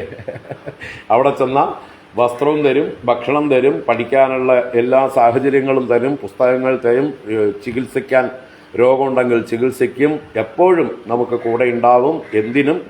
അത് കഴിഞ്ഞ് പഠിപ്പ് കഴിഞ്ഞ് പുറത്തേക്ക് പോകുമ്പോൾ ഇനി എന്താ വേണ്ടത് ചോദിക്കും. എവിടെയെങ്കിലും പോയിട്ട് ഒരു ആശ്രമം തുടങ്ങാൻ വേണമെങ്കിൽ അതിനും കുറച്ച് ഫണ്ടും തന്നിട്ട് പറഞ്ഞേക്കാം. എൻ്റെ ഗുരുനാഥൻ അങ്ങനെയാണ്, ദയാനന്ദ സ്വാമികൾ അങ്ങനെയാണ്. തൻ്റെ കീഴിൽ പഠിച്ച് പുറത്തേക്ക് പോകുന്നവർക്ക് നിങ്ങൾ എവിടെ പോയിട്ട് എന്ത് ചെയ്യാനാണ് ഉദ്ദേശിക്കുന്നത്, അതിന് വേണ്ടിയിട്ട് എന്തെങ്കിലും വേണോ, ഒരു കെട്ടിടം വാങ്ങിക്കണോ, കുറച്ച് സ്ഥലം വാങ്ങിക്കണോ, പോയി അന്വേഷിച്ചിട്ട് വരൂ, എത്ര വേണമെന്ന് പറയൂ, 10 ലക്ഷമോ 15 ലക്ഷമോ എന്നാ പിടിക്കൂ. ഇതാണ് ഞങ്ങളുടെയൊക്കെ ഗുരുക്കന്മാർ. ഏതെങ്കിലും അച്ഛനമ്മമാർ ചെയ്യുമോ? അച്ഛനമ്മമാരെ അങ്ങട് വല്ലതും കിട്ടാനുണ്ടോ നോക്കി. ചെറുപ്പത്തിൽ വളർത്തി ശരി, വിദ്യാഭ്യാസമൊക്കെ കൊടുത്തു, അത് കഴിഞ്ഞാൽ പിന്നെ പ്രതീക്ഷ ഇങ്ങോട്ടാണ് അല്ലേ. അപ്പോൾ പറഞ്ഞു വന്നത് ആ ഗുരുക്കന്മാരുടെ കാരുണ്യം, അവരുടെ ആ ഒരു നിഷ്കാമമായിട്ടുള്ള ഇത്, അതിൻ്റെ മുമ്പിൽ അവർ എന്താ പറയുക, അവരോടുള്ളതായിട്ടുള്ള ഞങ്ങളുടെ കടപ്പാടും സ്നേഹവും. അപ്പോൾ അങ്ങനെയുള്ളവർ സമാധിസ്ഥരായാൽ, മരിച്ചു പോയാൽ നമുക്ക് സങ്കടമുണ്ട് എന്ന് പറഞ്ഞിട്ട് എപ്പോഴും കരഞ്ഞുകൊണ്ടിരിക്കുമോ? അവരെക്കുറിച്ചിട്ടുള്ള നല്ലത് പറഞ്ഞുകൊണ്ട് അവർ തന്ന വിദ്യയെ നമ്മൾ ലോകത്തിൽ പ്രസരിപ്പിച്ചുകൊണ്ട് നടക്കുക. അതാണ് നമുക്ക് ചെയ്യാവുന്ന, അവർക്ക് ചെയ്യാവുന്ന ഏറ്റവും വലിയ ഗുരുദക്ഷിണ. അത് ഭാഗവതത്തിൽ ഉദ്ധവൻ കുറേ ചോദ്യാവലികളുണ്ട്. ഭാഗവതത്തിൽ 21-ാമത്തെ അധ്യായത്തിലോ മറ്റുള്ള ഏകാദശ സ്കന്ധത്തിൽ ഒരു ചോദ്യാവലികളാണ്. ഉദ്ധവൻ കുറേ ചോദ്യങ്ങൾ ചോദിക്കുന്നു, ഭഗവാൻ അതിനൊക്കെ ഉത്തരം പറയുന്നു. അപ്പോൾ അതിൽ കാ ദക്ഷിണ എന്ന് ഉദ്ധവൻ ചോദിക്കുക. എന്താണ് ദക്ഷിണ എന്ന് പറഞ്ഞാൽ? ഭഗവാൻ പറഞ്ഞു ദക്ഷിണ ജ്ഞാന സന്ദേശ.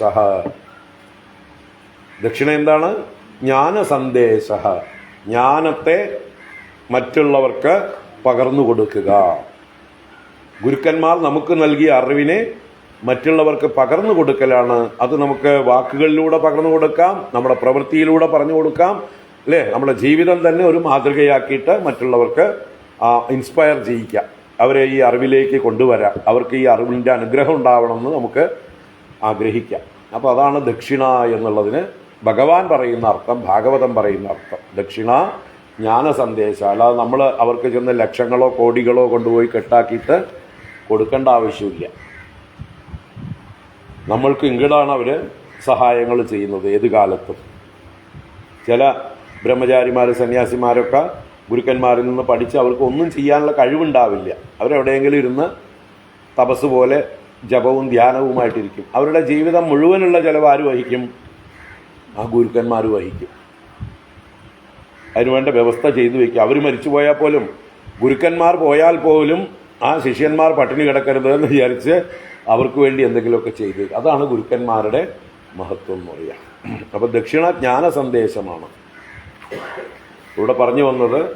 ഗതാസൂൻ അഗതാസൂൻ ച, പ്രാണൻ പോയവരെ കുറിച്ചോ പോകാത്തവരെ കുറിച്ചോ ന അനുശോചന്തി പണ്ഡിതാഹ, പണ്ഡിതന്മാർ ദുഃഖിക്കുന്നില്ല. അവിടെ പണ്ഡിതന്മാർ എന്നുള്ളതിന് ആചാര്യ ഭഗവത്പാദര് നല്ല അർത്ഥം തരുന്നുണ്ട്. എന്താണ് പണ്ഡിതൻ എന്ന് പറയുന്നത്? പണ്ഡ എന്ന് പറഞ്ഞാൽ ആത്മജ്ഞാനമാണ്, ആത്മവിഷയം ജ്ഞാനം. അത് ആർക്കുണ്ടോ? പണ്ഡ അസ്യ അസ്തി ഇതി പണ്ഡിത, അവന് പണ്ടയുണ്ട്, അതുകൊണ്ടാണ് അവനെ പണ്ഡിതൻ എന്ന് വിളിക്കുന്നത്. അപ്പോൾ ആത്മാവിനെ കുറിച്ചിട്ടുള്ള ജ്ഞാനം, താൻ ആരെന്നുള്ള ബോധം, ആ വസ്തുബോധം ആർക്കുണ്ടോ, അത് നശിക്കാത്തതാണെന്നുള്ള, താൻ ആത്മാവാണെങ്കിൽ അതിൻ്റെ സ്വഭാവം എന്താണ്? ആത്മാവിൻ്റെ ലക്ഷണം എന്താണ്? അത് ജനിക്കുകയും മരിക്കുകയും ചെയ്യുന്നതല്ല. അപ്പം താൻ ജനിച്ചിട്ടുമില്ല, താൻ മരിക്കുന്നുമില്ല. അപ്പം പിന്നെ മറ്റൊരാൾ ജനിക്കുകയും മരിക്കുകയും ചെയ്യൂ?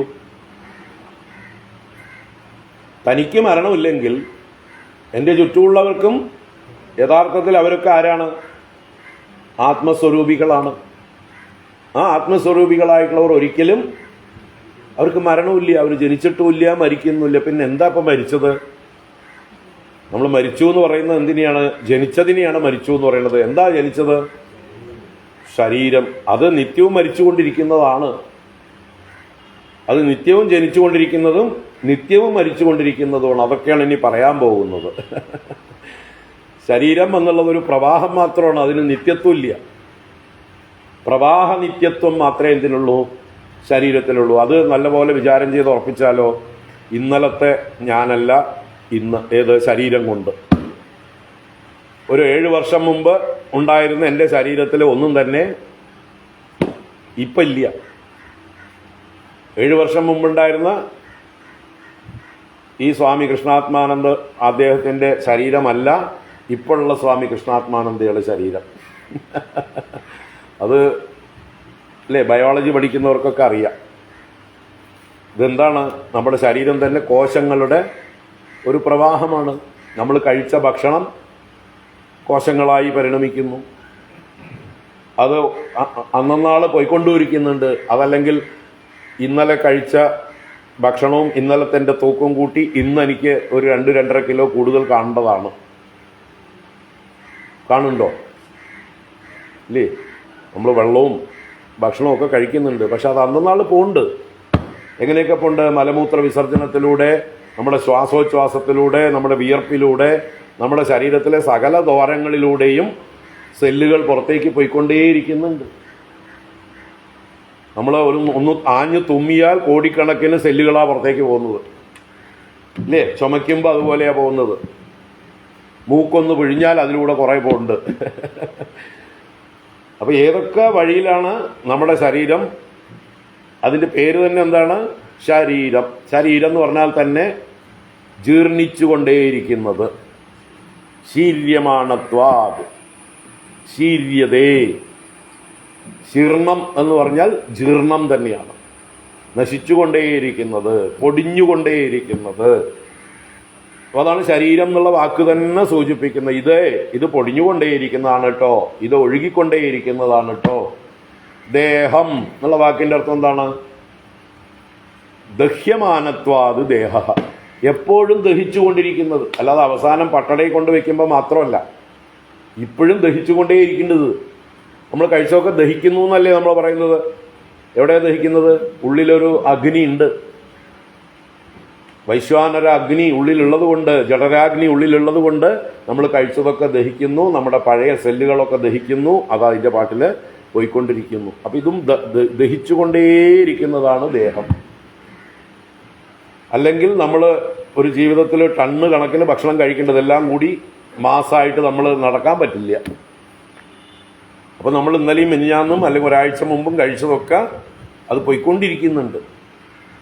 അതിൻ്റെ രൂപാന്തരമാണ് അത്. മജ്ജയും അസ്ഥിയും രക്തവും മലവും മൂത്രവും മാംസവും മേധസ്സും എല്ലാമായി സപ്തധാതുക്കളായിട്ട് നമ്മൾ കഴിച്ച ഭക്ഷണം പരിണമിക്കുന്നു. അത് വീണ്ടും പരിണമിച്ച് വേസ്റ്റായിട്ട് പോയിക്കൊണ്ടേയിരിക്കുന്നു. അപ്പോൾ ഈ വേസ്റ്റ് പുറത്തേക്ക് പോയിക്കൊണ്ടേയിരിക്കുന്നുണ്ട് നമ്മൾ കഴിക്കുന്ന ഭക്ഷണത്തിന് അനുസരിച്ച്. നമ്മൾ ഒരാഴ്ച കഴിക്കാതിരുന്നാൽ നമ്മുടെ ശരീരം മെലിയും. 1 മാസം കഴിക്കാതിരുന്നാൽ അത്രയും വെയിറ്റ് കുറയും. അല്ലേ? പോകുന്നതിന് കുറവില്ലേ? അകത്തേക്ക് എടുക്കുന്നത് കുറഞ്ഞു, പോകുന്നതിന് കുറവില്ല. അത് അല്പം ആണെങ്കിലും പോയിക്കൊണ്ടിരിക്കുന്നുണ്ട്. അതുകൊണ്ടാണ് മെലിയുന്നത്. അപ്പം ഇതൊരു എന്താണ് നമ്മുടെ ശരീരം എന്ന് പറയുന്നത്? അതിങ്ങനെ പ്രവാഹമാണ്. ഗംഗയിലെ വെള്ളം ഒഴുകും പോലെ. മുകളിൽ മഴ പെയ്താൽ ഗംഗയിലെ വെള്ളം കൂടും, അല്ലെങ്കിൽ മഞ്ഞുരുകിയിട്ട് വെള്ളം ഒഴുകിക്കൊണ്ടിരിക്കും ചൂടുള്ളപ്പോൾ. അല്ലേ? ഇതുപോലെ നല്ലോണം ഭക്ഷണം കഴിച്ചാൽ നല്ല തടിയും കൊഴുപ്പുമൊക്കെ ഉണ്ടാവും. ഭക്ഷണം കുറച്ചാൽ ഈ ഗംഗയിലെ വെള്ളത്തിൻ്റെ അംശം കുറയും. അപ്പോൾ ഈ ഇങ്ങനെ നശിച്ചുകൊണ്ടേയിരിക്കുന്നതാണോ ഞാൻ? അതോ ഇതിന് ആധാരമായിരിക്കുന്നതാണോ ഞാൻ? ഗംഗ ജലം ഒഴുകണമെങ്കിൽ അതിനൊരു അടിത്തട്ട് വേണം. ആ അടിത്തട്ടും കൂടെ ഒഴുകിപ്പോയാൽ ഗംഗാ പ്രവാഹം ഒഴുകുമോ? ഇല്ല.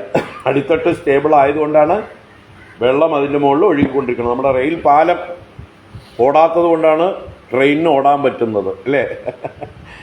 ആകാശം ചലിക്കാത്തത് കൊണ്ടാണ് ആകാശത്തിലൂടെ വിമാനത്തിനും റോക്കറ്റിനും ഒക്കെ പോകാൻ പറ്റുന്നത്. ആകാശവും പുറകെ പോവുകയാണെങ്കിലോ നല്ല രസമായിരിക്കും. അല്ലേ?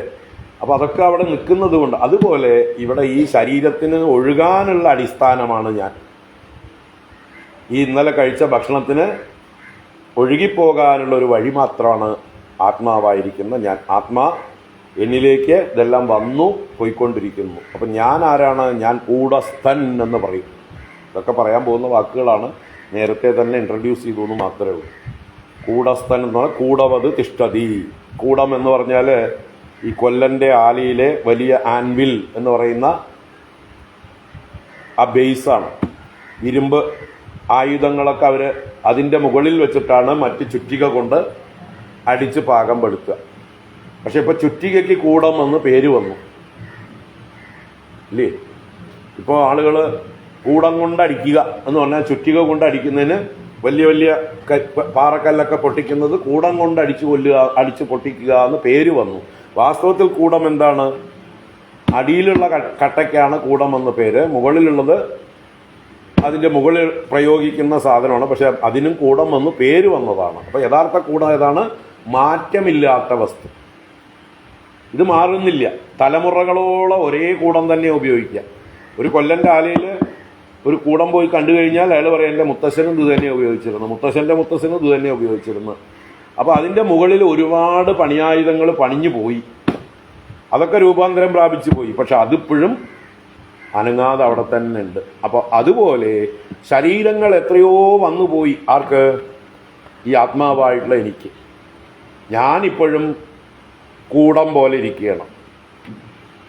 അതുകൊണ്ടാണ് കൂടസ്ഥൻ എന്ന ആത്മാവിന് പര്യായം. കൂടവത് തിഷ്ഠതി, കൂടം പോലെ സ്ഥിതി ചെയ്യുന്നത്, മാറ്റമില്ലാതെ സ്ഥിതി ചെയ്യുന്നത്. അതാണ് കൂടസ്ഥൻ എന്ന വാക്കിൻ്റെ അർത്ഥം, ആത്മാവിൻ്റെ പര്യായം. അപ്പം ഞാൻ ആരാണ്? അഹം കൂടസ്ഥഃ. ഞാൻ അത് മലയാള വാക്കാണ്. അസ്ഥികൂടം എന്നുള്ളത്. അസ്ഥി എന്ന് പറഞ്ഞാൽ നമ്മുടെ എല്ലുകളാണ്. അതിൻ്റെ കൂടം എന്ന് പറഞ്ഞാൽ അതിൻ്റെ ഒരു സമുച്ചയം, കൂട്ട് എന്നൊക്കെ അർത്ഥത്തിലാണ്. അവിടെ മലയാള വാക്കാണ്. ഇവിടുത്തെ കൂടം, സംസ്കൃതത്തിലെ കൂടം എന്നുള്ളത് ബേസ് ആണ്. ഇരുമ്പ് പണിയായുധങ്ങൾ ഉണ്ടാക്കുന്ന ആൻവിലിൻ്റെ പേരാണ് കൂടം. അതുപോലെ സ്ഥിതി ചെയ്യുന്നത് കൂടസ്ഥം. ഇനി കൂടം എന്നുള്ളതിന് കപടം എന്നും സംസ്കൃതത്തിൽ അർത്ഥമുണ്ട്. കൂടോത്രം അല്ലേ? കൂടോത്രം എന്ന് പറയുന്ന എന്താണ്? വഞ്ചനകൾ, കാപട്യങ്ങൾ, പലതരത്തിൽ നമ്മളെ നശിപ്പിക്കാൻ വേണ്ടി ചെയ്യുന്ന പല വിദ്യകളാണ് കൂടോത്രങ്ങൾ എന്നൊക്കെ പറയുന്നത്. അപ്പോൾ അവിടെ കൂടം എന്ന് പറഞ്ഞാൽ കപടം, മറച്ചിരിക്കുന്നത്, മറഞ്ഞിരിക്കുന്നത് എന്ന്. ആ അർത്ഥത്തിലും കൂടസ്ഥൻ എന്നുള്ളത് ആത്മാ എന്താണ്? ആത്മാ പ്രകടമാണോ? ആത്മാ കൂടമാണ്. അതന്നെ കൂടസ്ഥ എന്ന് പറഞ്ഞാൽ ഗൂഢസ്ഥ എന്ന് തന്നെ അർത്ഥം. ഗൂഢമായിരിക്കുന്നത് കൊണ്ട് അത് ഗൂഢം, കൂടം അർത്ഥം സമാനം തന്നെ. ഗൂഢം എന്ന് പറഞ്ഞാൽ ഗുഹ്യമായി മറഞ്ഞിരിക്കുന്നത്. ആ അർത്ഥത്തിലും കൂടസ്ഥ എന്നുള്ള അർത്ഥം. എവിടെയാണ് ഇരിക്കുന്നത് ആത്മാ? അത് മറഞ്ഞിരിക്കുന്നു. കാണുന്നതോ അനാത്മാവിനെയാണ് നമ്മൾ കാണുന്നത്. ഈ ശരീരമൊന്നും ആത്മാവല്ല. എന്നുവെച്ചാൽ ആത്മാവിന്റെ ലക്ഷണങ്ങളൊന്നും ഇതിന് ചേരില്ല. ഇത് നശിച്ചുകൊണ്ടിരിക്കുന്നതാണ്. ആത്മാവിന്റെ ലക്ഷണം എന്താണ്? നിത്യമാണ്. അപ്പൊ ഇതെല്ലാം നശിച്ചുകൊണ്ടിരിക്കുന്നതിനെയെല്ലാം നമ്മൾ എന്ത് പറയണു? ഇത് ആത്മാവല്ല, ഇത് ആത്മാവിൽ പ്രതിഫലിച്ചത്, പ്രതിഭാസിക്കുന്നത്, മാറിക്കൊണ്ടിരിക്കുന്നത്, അസത്ത്. അതുകൊണ്ട് ഇത് അനാത്മാ. അപ്പൊ ആത്മാ മാറ്റമില്ലാത്തത്, അനാത്മാ മാറിക്കൊണ്ടിരിക്കുന്നത്. അവിടെ കൂടം എന്നത് ഒരർത്ഥത്തിൽ മറഞ്ഞിരിക്കുന്നത്. ആത്മാവിനെ നമ്മൾ പ്രത്യക്ഷമായി കാണുന്നില്ല. ആത്മാവിൻ്റെ മാനിഫെസ്റ്റേഷനായിട്ടുള്ള ചില വികൃതികളെയാണ് നമ്മൾ കാണുന്നത്, ഒറിജിനൽ കാണുന്നില്ല എന്നർത്ഥം. അപ്പോൾ അവിടെ നമുക്ക് ശങ്കര ഭാഷ്യം ഈ ഒരു ശ്ലോകം കണ്ടിട്ട് പോകാം. വളരെ സിമ്പിളാണ് ഇനിയുള്ള ഭാഷ്യങ്ങളൊക്കെ. കാരണം ഇതുവരയ്ക്ക് അദ്ദേഹം ഒരുപാട് കാര്യങ്ങൾ ചർച്ച ചെയ്തു.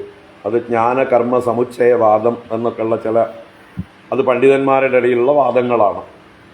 ജ്ഞാനവും കർമ്മവും ഒന്നിച്ച് കൊണ്ടുപോകണം, എന്തിന്? മോക്ഷത്തിന് എന്ന് വാദിക്കുന്ന ആൾക്കാരുണ്ട്. അതാണ് സമുച്ചയം. സമ്യക്കായി ഒന്നിച്ച് ചേർത്ത് കൊണ്ടുപോകണം. വാസ്തവത്തിൽ ജ്ഞാനം കൊണ്ട് മാത്രമാണ് മോക്ഷമെന്നും കർമ്മം നമ്മൾ ചെയ്യുന്നത് അതിനുള്ള അധികാരം നേടാൻ വേണ്ടിയിട്ടുമാണ്. കർമ്മം കൊണ്ടല്ല മോക്ഷം. എത്ര കർമ്മം ചെയ്താലും മോക്ഷം കിട്ടാൻ പോകുന്നില്ല. നിങ്ങൾ കൂടുതൽ കർമ്മം ചെയ്ത ആളായതുകൊണ്ട് നിങ്ങൾക്ക് വേഗത്തിൽ മോക്ഷം എന്നില്ല. നിങ്ങൾക്ക് മോക്ഷത്തിന് ആകെ ഒറ്റ വഴിയുള്ളൂ, അത് ജ്ഞാനം മാത്രം. അതുകൊണ്ട് ആര് എന്ത് കർമ്മം ചെയ്യുന്നു എന്നുള്ളതല്ല അവിടെ പ്രസക്തി, ആർക്ക് എന്ത് ജ്ഞാനമുണ്ട് എന്നുള്ളതാണ് മോക്ഷത്തിനുള്ള അധികാരിത്വം. ആ ഒരു ജ്ഞാനം നമുക്ക് ഉറയ്ക്കാൻ വേണ്ടിയിട്ടാണ് എന്ത് കർമ്മം. നിങ്ങൾ പാത്രങ്ങൾ വീട്ടിൽ കഴുകി വെച്ചതുകൊണ്ട് ഉച്ചയ്ക്ക് ഊണ് കഴിക്കാൻ പറ്റുമോ?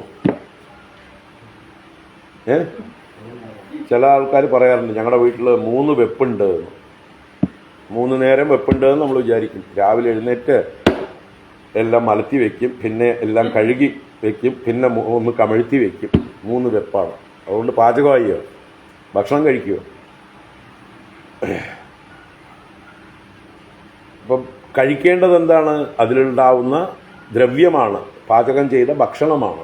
പാത്രത്തിന് വൃത്തിയായിരിക്കണം എന്നുള്ളതാണ്. നല്ല ഭക്ഷണം കഴിക്കണമെങ്കിൽ, നമുക്ക് ആപത്തൊന്നും സംഭവിക്കാതിരിക്കണമെങ്കിൽ പാത്രം വൃത്തിയായിരിക്കണം. നിങ്ങൾക്ക് പാല് മേടിക്കണമെങ്കിൽ നല്ല വൃത്തിയുള്ള പാത്രത്തിൽ വേണം മേടിക്കാനും കാച്ചാനും കുടിക്കാനും ഒക്കെ.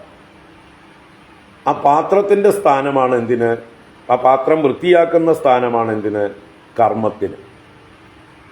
നമ്മുടെ ചിത്തശുദ്ധിക്ക് വേണ്ടിയിട്ടാണ് കർമ്മങ്ങളെല്ലാം. അത് ശങ്കരാചാര്യർ വളരെ വ്യക്തമായിട്ട് വിവേക ചൂടാമണി എന്ന് പറഞ്ഞ കൃതിയിൽ നല്ല രസമായിട്ട് അവതരിപ്പിക്കുന്നുണ്ട്. ചിത്തസ്യ ശുദ്ധയേ കർമ്മ നതു വസ്തുപലബ്ധയേ വസ്തുസിദ്ധിർ വിചാരേണ ന കിഞ്ചിത് കർമ്മകോടിഭിഹി. ചിത്തസ്യ ശുദ്ധയേ കർമ്മ. നമ്മൾ ചെയ്യുന്ന എല്ലാ കർമ്മങ്ങളും, എത്ര സാത്വിക കർമ്മമാവട്ടെ, എന്ത് പൂജയാവട്ടെ, ഗുരുവായൂരപ്പനെ നേരിട്ടിരുന്ന് പൂജിക്കുന്നതാവട്ടെ, എല്ലാം തന്നെ എന്താണ്? ചിത്തസ്യ ശുദ്ധയേ, നമ്മുടെ അന്ധകരണത്തെ നിർമ്മലമാക്കാൻ വേണ്ടിയിട്ടാണത്, പാകത വരുത്താൻ. എന്തൊക്കെയോ അഴുക്ക് നമ്മൾ ജന്മജന്മാന്തരങ്ങളായിട്ട് നമ്മുടെ ചിത്തത്തിൽ അടിഞ്ഞു. ആ അഴുക്ക് പോകണമെങ്കിൽ എന്തുണ്ട്? പണിയുണ്ട്. വളരെ ആഴത്തിൽ ക്ലാവ് പിടിച്ചൊരു പാത്രമാണെങ്കിൽ അതുകൊണ്ട് എന്തെങ്കിലും പ്രയോജനമുണ്ടോ? നല്ല വസ്തുക്കൾ എന്തെങ്കിലും സ്വീകരിക്കാൻ പറ്റുമോ അതിൽ? അപ്പോൾ ആ ക്ലാവ് നല്ലോണം ചുരണ്ടണം. നേരെ മറിച്ച് ദിവസവും കഴുകി വെക്കുന്ന പാത്രമാണെങ്കിൽ എളുപ്പമാണ് അല്ലേ? ഒരു കഴുകൽ കൊണ്ട് വെറുതെ ഒന്ന് വെള്ളം കാണിച്ചാൽ മതി, നമുക്ക് സമാധാനം. നല്ല സ്റ്റീൽ പാത്രം, ഇന്നലെ വിമ്മിട്ട് കഴുകിയതാണ്, ഇന്നിപ്പോൾ പാലുകാരൻ വന്നു, എന്നാലും നമുക്കൊരു സംശയം, എന്തെങ്കിലും പൊടിയുണ്ടോ അല്ലെങ്കിൽ വല്ല പല്ലിയോ പാറ്റി അതിൽ അരിച്ചിട്ടുണ്ടോ, ഉടനെ സംശയം, നമ്മളൊന്ന് വെള്ളം കാണിച്ചാൽ മതി. അതുപോലെയാണ് നിത്യവും അവനവൻ്റെ ധർമ്മം അനുഷ്ഠിച്ചു കൊണ്ടിരിക്കുന്ന ഒരാളുടെ മനസ്സ്. എന്നാൽ ഒരു സംസ്കാരവുമില്ലാതെ തോന്നിയ പോലെ ജീവിച്ചിരിക്കുന്ന ഒരാളുടെ മനസ്സ് എങ്ങനെയുള്ളതാണ്? മുമ്പ് പറഞ്ഞ ക്ലാവ് പിടിച്ച പാത്രം പോലെയാണ്. അപ്പോൾ അയാൾക്ക് പണി കൂടും. അയാളുടെ ചിത്തം ശുദ്ധാക്കാൻ അയാൾക്ക് കുറേ കർമ്മങ്ങൾ പറഞ്ഞു കൊടുക്കും. നീ ഇന്നതൊക്കെ ചെയ്യേ. മറ്റത് ക്ലാവ് പിടിച്ചതിൽ നമ്മൾ എന്തൊക്കെ ചെയ്യണം, എന്തൊക്കെ മരുന്നിടാൻ പറ്റുമോ ഒക്കെ ഇടണം അല്ലേ? പുളി കൊണ്ടോ ഭസ്മം കൊണ്ടോ വിമ്മു കൊണ്ടോ അല്ലെങ്കിൽ വേറെന്തെങ്കിലുമൊക്കെ പീതാംബരി കൊണ്ടോ എന്തൊക്കെ കൊണ്ടാണ് ഉരച്ച് വൃത്തിയാക്കാൻ പറ്റുക ഒക്കെ നോക്കണം. അവസാനം അത് വൃത്തിയാവുള്ളൂ. എന്നിട്ട് കുറേ വെള്ളം കൊണ്ടും കഴുകണം, അപ്പോഴേ ശുദ്ധമാവുള്ളൂ അല്ലേ?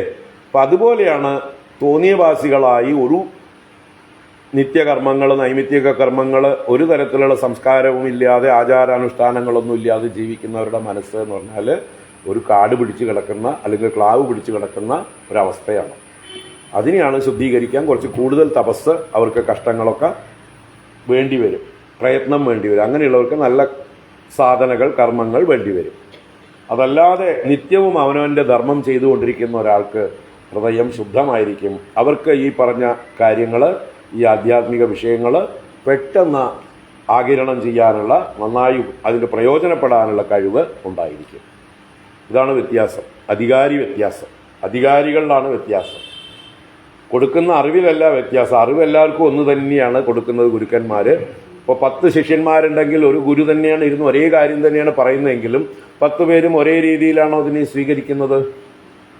അതിൻ്റെ പ്രയോജനം 10 പേർക്ക് ഒരുപോലെയാണോ? അല്ല. എന്തുകൊണ്ട്? പറഞ്ഞതിലുള്ള കുഴപ്പമാണോ? ഗുരുവിൻ്റെ കുഴപ്പമാണോ? അറിവിൻ്റെ കുഴപ്പമാണോ? സ്വീകരിക്കുന്നവരുടെ പാത്രതയുടെ വ്യത്യാസമാണ്. അപ്പോൾ ആ പാത്രതയാണ് നമ്മൾ ആദ്യം ആർജിക്കേണ്ടത്. അതിനു വേണ്ടിയിട്ടാണ് കർമ്മം. അതിൽ വെറുതെ കർമ്മം ചെയ്ത് പാത്രം ശുദ്ധമാക്കിയത് കൊണ്ട് മാത്രം നിങ്ങൾക്ക് വയറ് നിറയില്ല. പാത്രം വൃത്തിയാക്കിയതിന് ശേഷം പിന്നെ എന്ത് വേണം?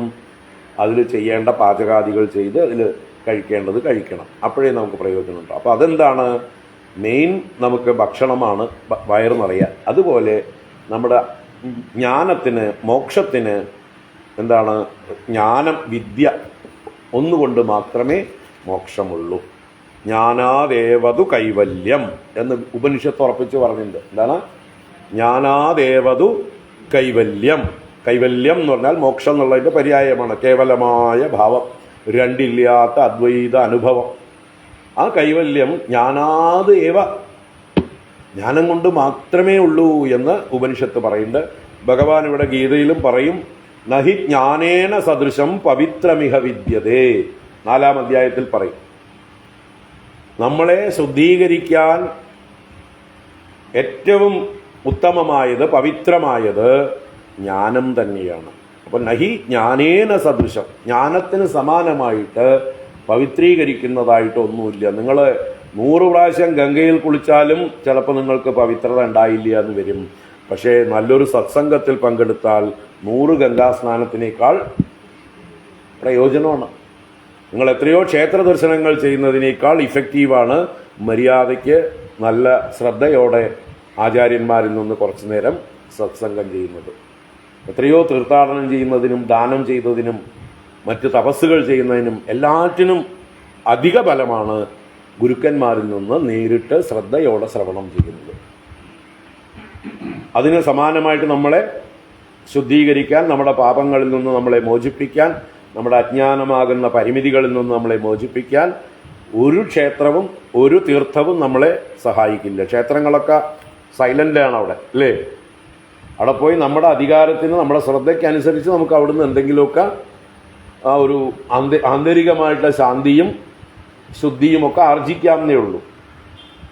എന്നാൽ ഒരു സത്സംഗത്തിൽ പോയിരുന്നാലോ നിങ്ങളുടെ ചോദ്യങ്ങൾക്കൊക്കെ ഉത്തരം, അല്ലേ, നമ്മൾ പ്രതീക്ഷിച്ച അതിലും അപ്പുറത്തുള്ള ഉത്തരങ്ങൾ കിട്ടും. കുറച്ച് നേരം ചെലവഴിച്ചാൽ മതി. അതുകൊണ്ടാണ് ഭഗവാൻ ഭാഗവതത്തിൽ ഏറ്റവും അധികം ആവർത്തിച്ചിട്ടുള്ള ഒരു ശ്ലോകമുണ്ട്,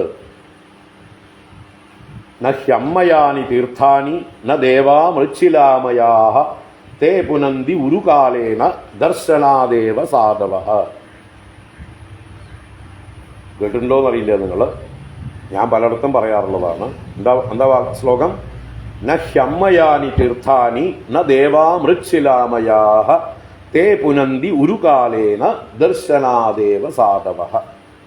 ഇത് ഭാഗവത്തിൽ ഭഗവാൻ തന്നെ 3 പ്രാവശ്യവും മാർക്കണ്ഡേയ മഹർഷി 1 പ്രാവശ്യവും, മഹാദേവൻ മാർക്കണ്ഡേയ മഹർഷിയെക്കുറിച്ച് 1 പ്രാവശ്യവും, പിന്നൊരു ഭാഗത്ത് 4th സ്കന്ധത്തിലോ മറ്റേ മൈത്രേയനോ വിതുരനോ ആരോ ഒരാളും കൂടി പറയും.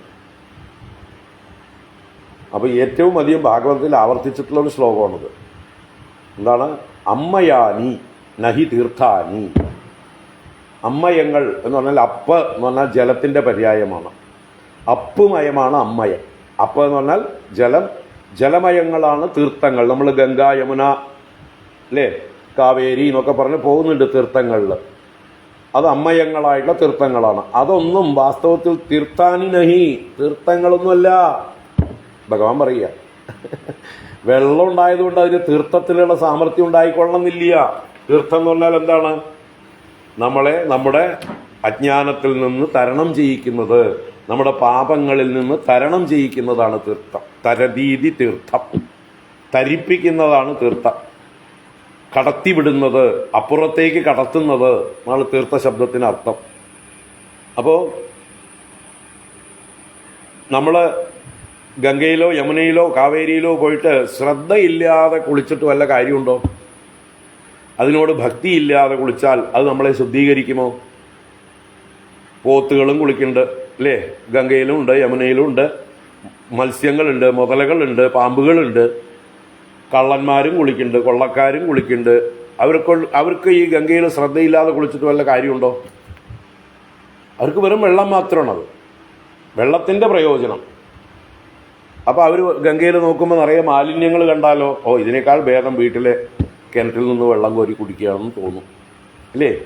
അപ്പോൾ അവർക്ക് അതിലെന്തില്ല, അത് ഗംഗയോടുള്ള മഹിമ അവർക്കറിയില്ല, അതിൻ്റെ മഹത്വം അറിയില്ല, അതുകൊണ്ട് ശ്രദ്ധയില്ല. യഥാർത്ഥത്തിൽ നമ്മളൊക്കെ ഗംഗയെ ബഹുമാനിക്കുന്നത് എന്തുകൊണ്ടാണ്? എല്ലാവരും പോണു, ഞങ്ങളും പോണു അല്ലേ? ഇന്നിപ്പോൾ അതാണ് ട്രെൻഡ്, അതാണ്. എല്ലാവർക്കും പോകാൻ സൗകര്യമുണ്ട്. എല്ലാവരും അവിടെ പോയിട്ട് എന്താ ഫേസ്ബുക്കിലും വാട്സപ്പിലും ഒക്കെ ഫോട്ടോ എടുത്ത് പോസ്റ്റ് ചെയ്യണു. അതുകൊണ്ട് ഞാനും ഗംഗയിൽ പോയി. ഞാൻ പോയില്ലെങ്കിൽ മോശമല്ലേ? യഥാർത്ഥത്തിൽ എന്തിനാണ് നമ്മൾ ഗംഗയിലേക്ക് പോണത്? ഗംഗ എന്ന് പറഞ്ഞാൽ ഭഗവാൻ വാമനമൂർത്തിയായി അവതരിച്ചപ്പോൾ അദ്ദേഹം ത്രിവിക്രമനായി ലോകങ്ങളെ മുഴുവൻ അളന്നപ്പോൾ അദ്ദേഹത്തിൻ്റെ ഇടതുപാദം ഊർധ്വലോകങ്ങളെ മുഴുവൻ അളന്നു. അപ്പോൾ അതിൽ അദ്ദേഹത്തിൻ്റെ ഇടത് പാദത്തിൻ്റെ പെരുവിരൽ സത്യലോകം അളന്നു. ബ്രഹ്മാവിൻ്റെ ലോകമാണ് സത്യലോകം. അപ്പോൾ ബ്രഹ്മാവിൻ്റെ മുമ്പിൽ തൻ്റെ സ്വാമിയുടെ പാദം കണ്ടപ്പോൾ ബ്രഹ്മാവ് തൻ്റെ കമണ്ഡലു ജലം കൊണ്ട് ഭഗവാന് പാദസേചനം ചെയ്ത് ആ തീർത്ഥത്തെ ബ്രഹ്മാവ് സേവിച്ചു. ഭഗവാന്റെ കാല് കഴുകി. അതിൽ പിന്നീട് ആ വെള്ളമാണ് സ്വർഗത്തിലേക്ക് ഒഴുകി സ്വർഗഗംഗ എന്നറിയപ്പെട്ടു. അത് പിന്നീട് സ്വർഗഗംഗയായി ചിരകാലം അവിടെ തന്നെ ഇരുന്നു. പിന്നെ ഭൂമിയിൽ ഭഗീരഥൻ എന്ന് പറഞ്ഞ രാജാവ്, സൂര്യവംശത്തിലെ രാജാവ്, അദ്ദേഹത്തിൻ്റെ പിതൃക്കൾക്ക് സകരന്മാരെന്ന് പറഞ്ഞ 60,000 പേര് കപില മഹർഷിയുടെ ആശ്രമത്തിൽ ചെന്ന് അതിക്രമം കാണിച്ചപ്പോൾ അവർ ഭസ്മമായി പോയിരുന്നു. അവർക്ക് ഗതി കിട്ടിയിട്ടില്ല.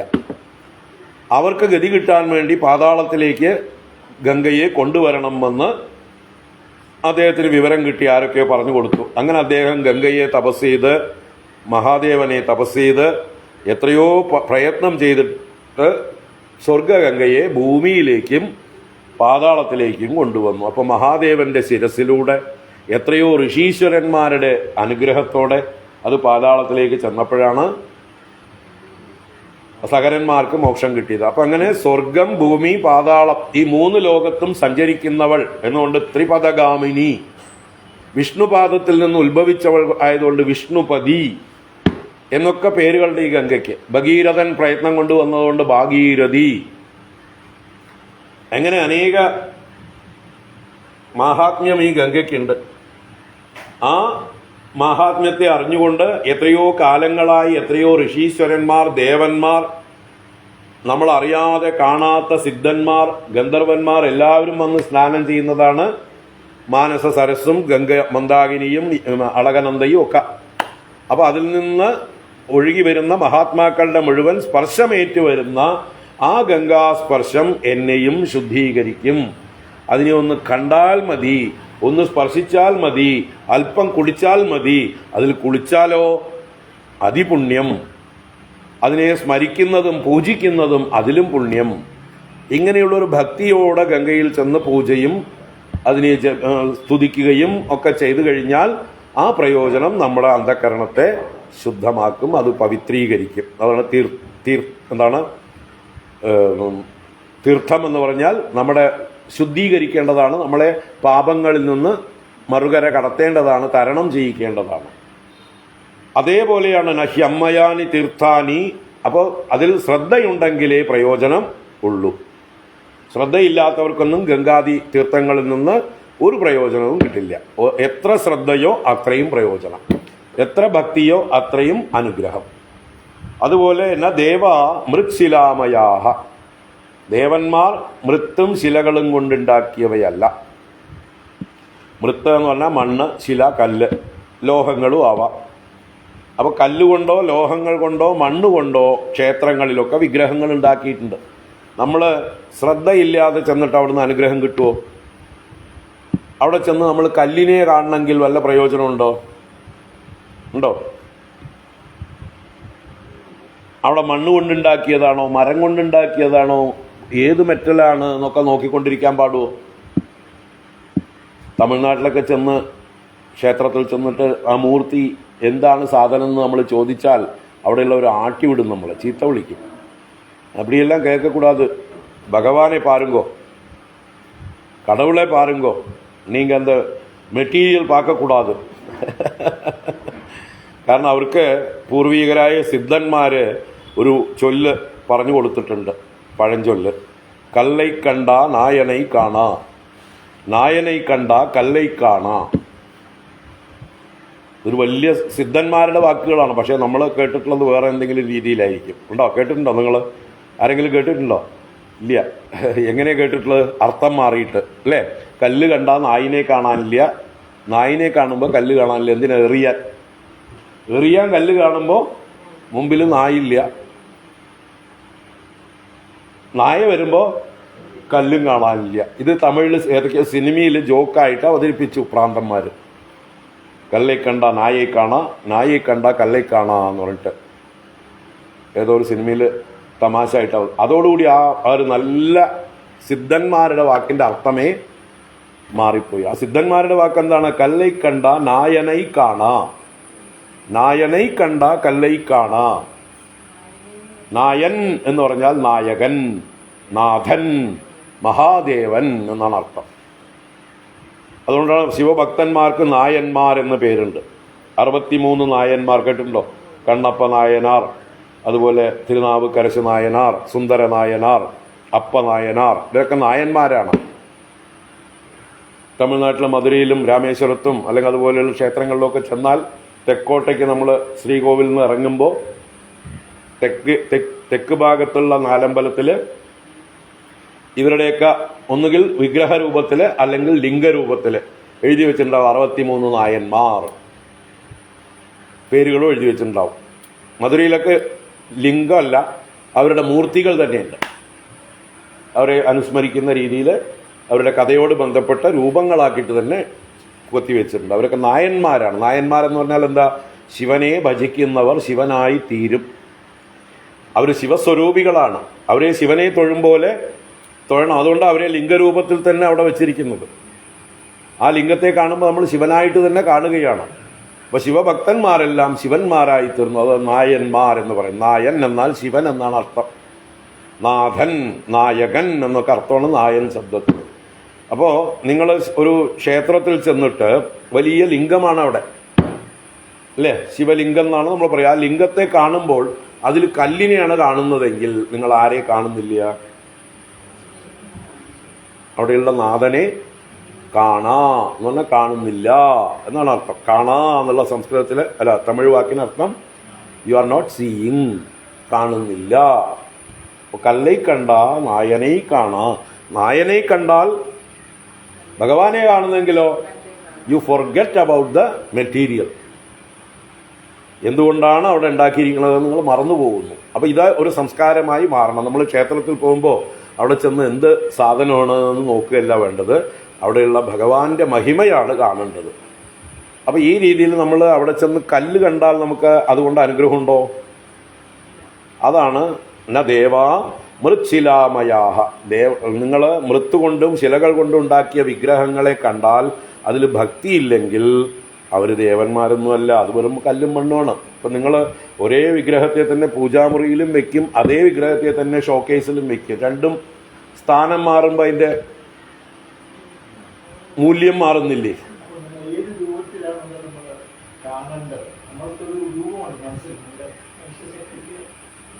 നിങ്ങൾ കാണുന്ന രൂപത്തെ ഭഗവാനായിട്ട് തന്നെ കാണുക.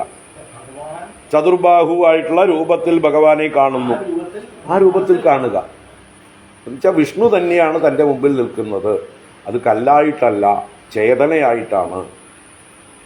എനിക്ക് കാണാൻ വേണ്ടിയിട്ടാണ് അദ്ദേഹം ഈ രൂപത്തിൽ എൻ്റെ മുമ്പിൽ വന്ന് നിൽക്കുന്നത്. എനിക്ക് അദ്ദേഹത്തിൻ്റെ ഒറിജിനൽ നേച്ചർ കാണാൻ പറ്റില്ല. പറ്റുമോ? ആ ശിവനെ കാണും. അത് ലിംഗം സൂചിപ്പിക്കുന്നത് അവന് രൂപമില്ല, വലിപ്പമില്ല, വലിപ്പം അറിയാൻ പറ്റില്ല, അനന്തനാണ്. ഏത് രൂപമാണെന്ന് നമുക്ക് സങ്കല്പിക്കാനാവില്ല. എങ്കിലും നമുക്ക് വേണമെങ്കിൽ നമ്മുടെ ഇഷ്ടരൂപത്തിൽ കാണാം. ഇപ്പം നിങ്ങൾ നടരാജമൂർത്തിയെ കാണണം എന്ന് വിചാരിച്ചാൽ ലിംഗത്തിൽ നടരാജമൂർത്തിയായിട്ട് പൂജിക്കാം. കിരാതമൂർത്തിയായിട്ട് കാണണമെങ്കിൽ കിരാതമൂർത്തിയായിട്ട് കാണാം. അതുകൊണ്ടാണ് പല ക്ഷേത്രങ്ങളിലും ലിംഗപ്രതിഷ്ഠയുണ്ടാവും. ഇന്ന സങ്കല്പമാണ് എന്ന് പറയും, അല്ലേ? ശിവലിംഗമാണ്, അവിടെ കിരാതമൂർത്തിയുടെ ഭാവമാണ്, അല്ലെങ്കിൽ ദക്ഷിണാമൂർത്തി ഭാവമാണ്. അവിടെ മറ്റേ ഒരു സ്വയംഭൂവാണത്. പശുവിൻ്റെ കാളയുടെ പൂഞ്ഞയാണ്, പൂഞ്ഞയുടെ രൂപമാണ്. അതുപോലെ നിങ്ങളവിടെ നിങ്ങളുടെ ഇഷ്ട ഭാവത്തിൽ കാണാം. അപ്പോൾ ദക്ഷിണാമൂർത്തിയായിട്ട് കാണാനോ ഇഷ്ടമെങ്കിൽ ദക്ഷിണാമൂർത്തിയായിട്ട് കണ്ടോളൂ. ഏറ്റുമാനൂർ ചെന്നു, അവിടെ ശിവലിംഗം തന്നെയാണ്, ദക്ഷിണാമൂർത്തിയായിട്ട് കാണാം. വടക്കുന്നാഥൻ്റെ അവിടെ ചെന്നു, ഏത് മൂർത്തിയായിട്ട് കാണണോ ആ മൂർത്തിയായിട്ട് കാണാം. അവിടെ ലിംഗത്തെ അല്ല കാണേണ്ടത്, നിങ്ങളുടെ ഉള്ളിലുള്ള ഭഗവാനെയാണ് കാണേണ്ടത്. നിങ്ങൾക്ക് എത്രത്തോളം ഭക്തിയുണ്ട്, ബഹുമാനമുണ്ട്, ആ രൂപത്തിൽ കാണണം. അതാണ് ഈ ശിവലിംഗം പ്രതിഷ്ഠിച്ചിരിക്കുന്ന ക്ഷേത്രങ്ങളിൽ പൂർണ്ണ പ്രദക്ഷിണം അനുവദിച്ചിട്ടില്ല. എന്തുകൊണ്ടാണത്? ഗംഗയെ മുറിച്ച് കടക്കാതിരിക്കാനല്ല. ഗംഗയല്ല അവിടെ മുഖ്യം. അത് കുട്ടികളോട് പറയുന്നതാണ്. യഥാർത്ഥത്തിൽ ശിവലിംഗ പ്രതിഷ്ഠയുള്ള അവിടെ ഓവ് മുറിച്ച് കടക്കാൻ പാടില്ല എന്ന് പറയുന്നതിന്റെ സൂചന, ലിംഗം എന്ന് പറഞ്ഞാൽ ആദിയും അന്തവും ഇല്ലാത്തൊരു ഷേപ്പാണ്. എവിടുന്ന് തുടങ്ങി എവിടെ അവസാനിക്കുന്നു. അത് ഭഗവാനെ ലിംഗ്യതേ, ലിംഗ്യതേ സൂച്യതേ. ലിംഗം എന്ന് പറഞ്ഞാൽ എന്താ അർത്ഥം? സൂചിപ്പിക്കുന്നത്, ഭഗവാന്റെ സ്വരൂപത്തെ, ലക്ഷണത്തെ സൂചിപ്പിക്കുന്നതാണത്. എന്താ സ്വരൂപം ഭഗവാന്റെ? ആദിയും അന്തവുമില്ലാത്ത അനന്തതയാണ് ഭഗവാന്റെ സ്വരൂപം. അത് സൂചിപ്പിക്കുന്നതാണ് ലിംഗം. നേരെ മറിച്ച് മൂർത്തിയാണെങ്കിലോ അതിന് ഡെഫനിഷൻ ഉണ്ട്, അല്ലേ? അതിന് അതിരുകളുണ്ട്. അതുപോലെയല്ല അതിരുകളില്ലാത്ത ലിംഗം. അതുകൊണ്ട് അനന്തനായ ഭഗവാനെ നമുക്ക് പ്രദക്ഷിണം കൊണ്ട് പൂർത്തീകരിക്കാൻ സാധിക്കില്ല. അതിൻ്റെ നിസ്സഹായതയെ പ്രകടിപ്പിക്കുകയും ഭഗവാന്റെ മഹിമയെ ഓർമ്മിക്കുകയാണ് ചെയ്യേണ്ടത്. എപ്പോ? ഓവിൻ്റെ അവിടുന്ന് തിരിച്ചു വരുമ്പോൾ, ഭഗവാനെ അങ്ങ് എല്ലായിടത്തും നിറഞ്ഞു നിൽക്കുന്നവൻ, സർവവ്യാപിയും അനന്തനുമാണ്. ആ അനന്തനായിട്ടുള്ള അങ്ങയെ ഈ അല്പനായിട്ടുള്ള എനിക്ക് പ്രദക്ഷിണം കൊണ്ട് എങ്ങനെ കവർ ചെയ്യാൻ പറ്റും? അതുകൊണ്ട് അങ്ങയുടെ മഹിമയെ വാഴ്ത്തിക്കൊണ്ട് അത് ഓർമ്മിക്കാൻ വേണ്ടി ഞാനിതാ മടങ്ങുന്നു, തിരിച്ചു വരുന്നു. എനിക്ക് അങ്ങയെ പ്രദക്ഷിണം കൊണ്ട് ചെറുതാക്കാൻ സാധിക്കില്ല. രൂപമില്ലാത്ത അങ്ങയ്ക്ക് ഞാൻ എൻ്റെ പൂജാ സൗകര്യത്തിന് വേണ്ടിയാണ് ഈ രൂപം കൽപ്പിച്ചിരിക്കുന്നത്. സർവവ്യാപിയായ അങ്ങയെ ഞാൻ പ്രദക്ഷിണം ചെയ്യാനായിട്ട് ശ്രമിച്ചതാണ്. പക്ഷെ എനിക്ക് മനസ്സിലായി അങ്ങ് സർവവ്യാപിയാണ്, പ്രദക്ഷിണം ചെയ്യാൻ സാധിക്കില്ല എന്ന്. അതുകൊണ്ട് ഇതാ തിരിച്ചു വരുന്നു എന്ന് പറഞ്ഞ് തിരിച്ച് ഈ വശത്ത് കൂടിയും അവിടെ വരെ ഒന്ന് പോയിട്ട് നമുക്ക് മടങ്ങി വരുന്നു. അപ്പോൾ ഉള്ളിൽ മെച്യൂറായിട്ടുള്ള ഒരാളുടെ ഉള്ളിൽ വരേണ്ട ഭാവം, ഈ ഒരു ഭഗവാന്റെ അനന്തതയെ നമ്മൾ ഉള്ളിൽ നിറച്ച്, അനന്തനായിട്ടുള്ള ഭഗവാനെ ഞാൻ കണ്ടു, ആ ഭഗവാന്റെ മഹിമയുടെ മുമ്പിൽ എനിക്ക് എന്താ പറയുക, പ്രദക്ഷിണം ചെയ്യാനോ പൂജിക്കാനോ ഭഗവാന് വേണ്ടി എന്തെങ്കിലും ചെയ്യാനോ കഴിവുള്ളവനല്ല ഞാനെന്നുള്ള അറിവ് എന്നെ വിനയാന്വിതനാക്കി. ഞാൻ എത്ര നിസ്സാരനാണെന്നുള്ള ബോധം എനിക്ക് ഉണ്ടായി. അതുകൊണ്ട് ഇനി ഞാൻ ഭഗവാന്റെ ദാസനായി, ഭൃത്യനായി, എൻ്റെ ജീവിതം, എൻ്റെ കർമ്മങ്ങളെല്ലാം ഭഗവാനുള്ള സേവയായി മാറട്ടെ. യദ്യത് കർമ്മ കരോമി തത്തതഖിലം ശംഭോ തവാരാധനം. ഞാൻ ചെയ്യുന്ന കർമ്മങ്ങളെല്ലാം അങ്ങയുടെ ആരാധനയായിട്ട് മാറട്ടെ എന്ന് പറഞ്ഞ് ഞാനിതാ തിരിച്ചു പോരുന്നു നിറമനസ്സോടെ.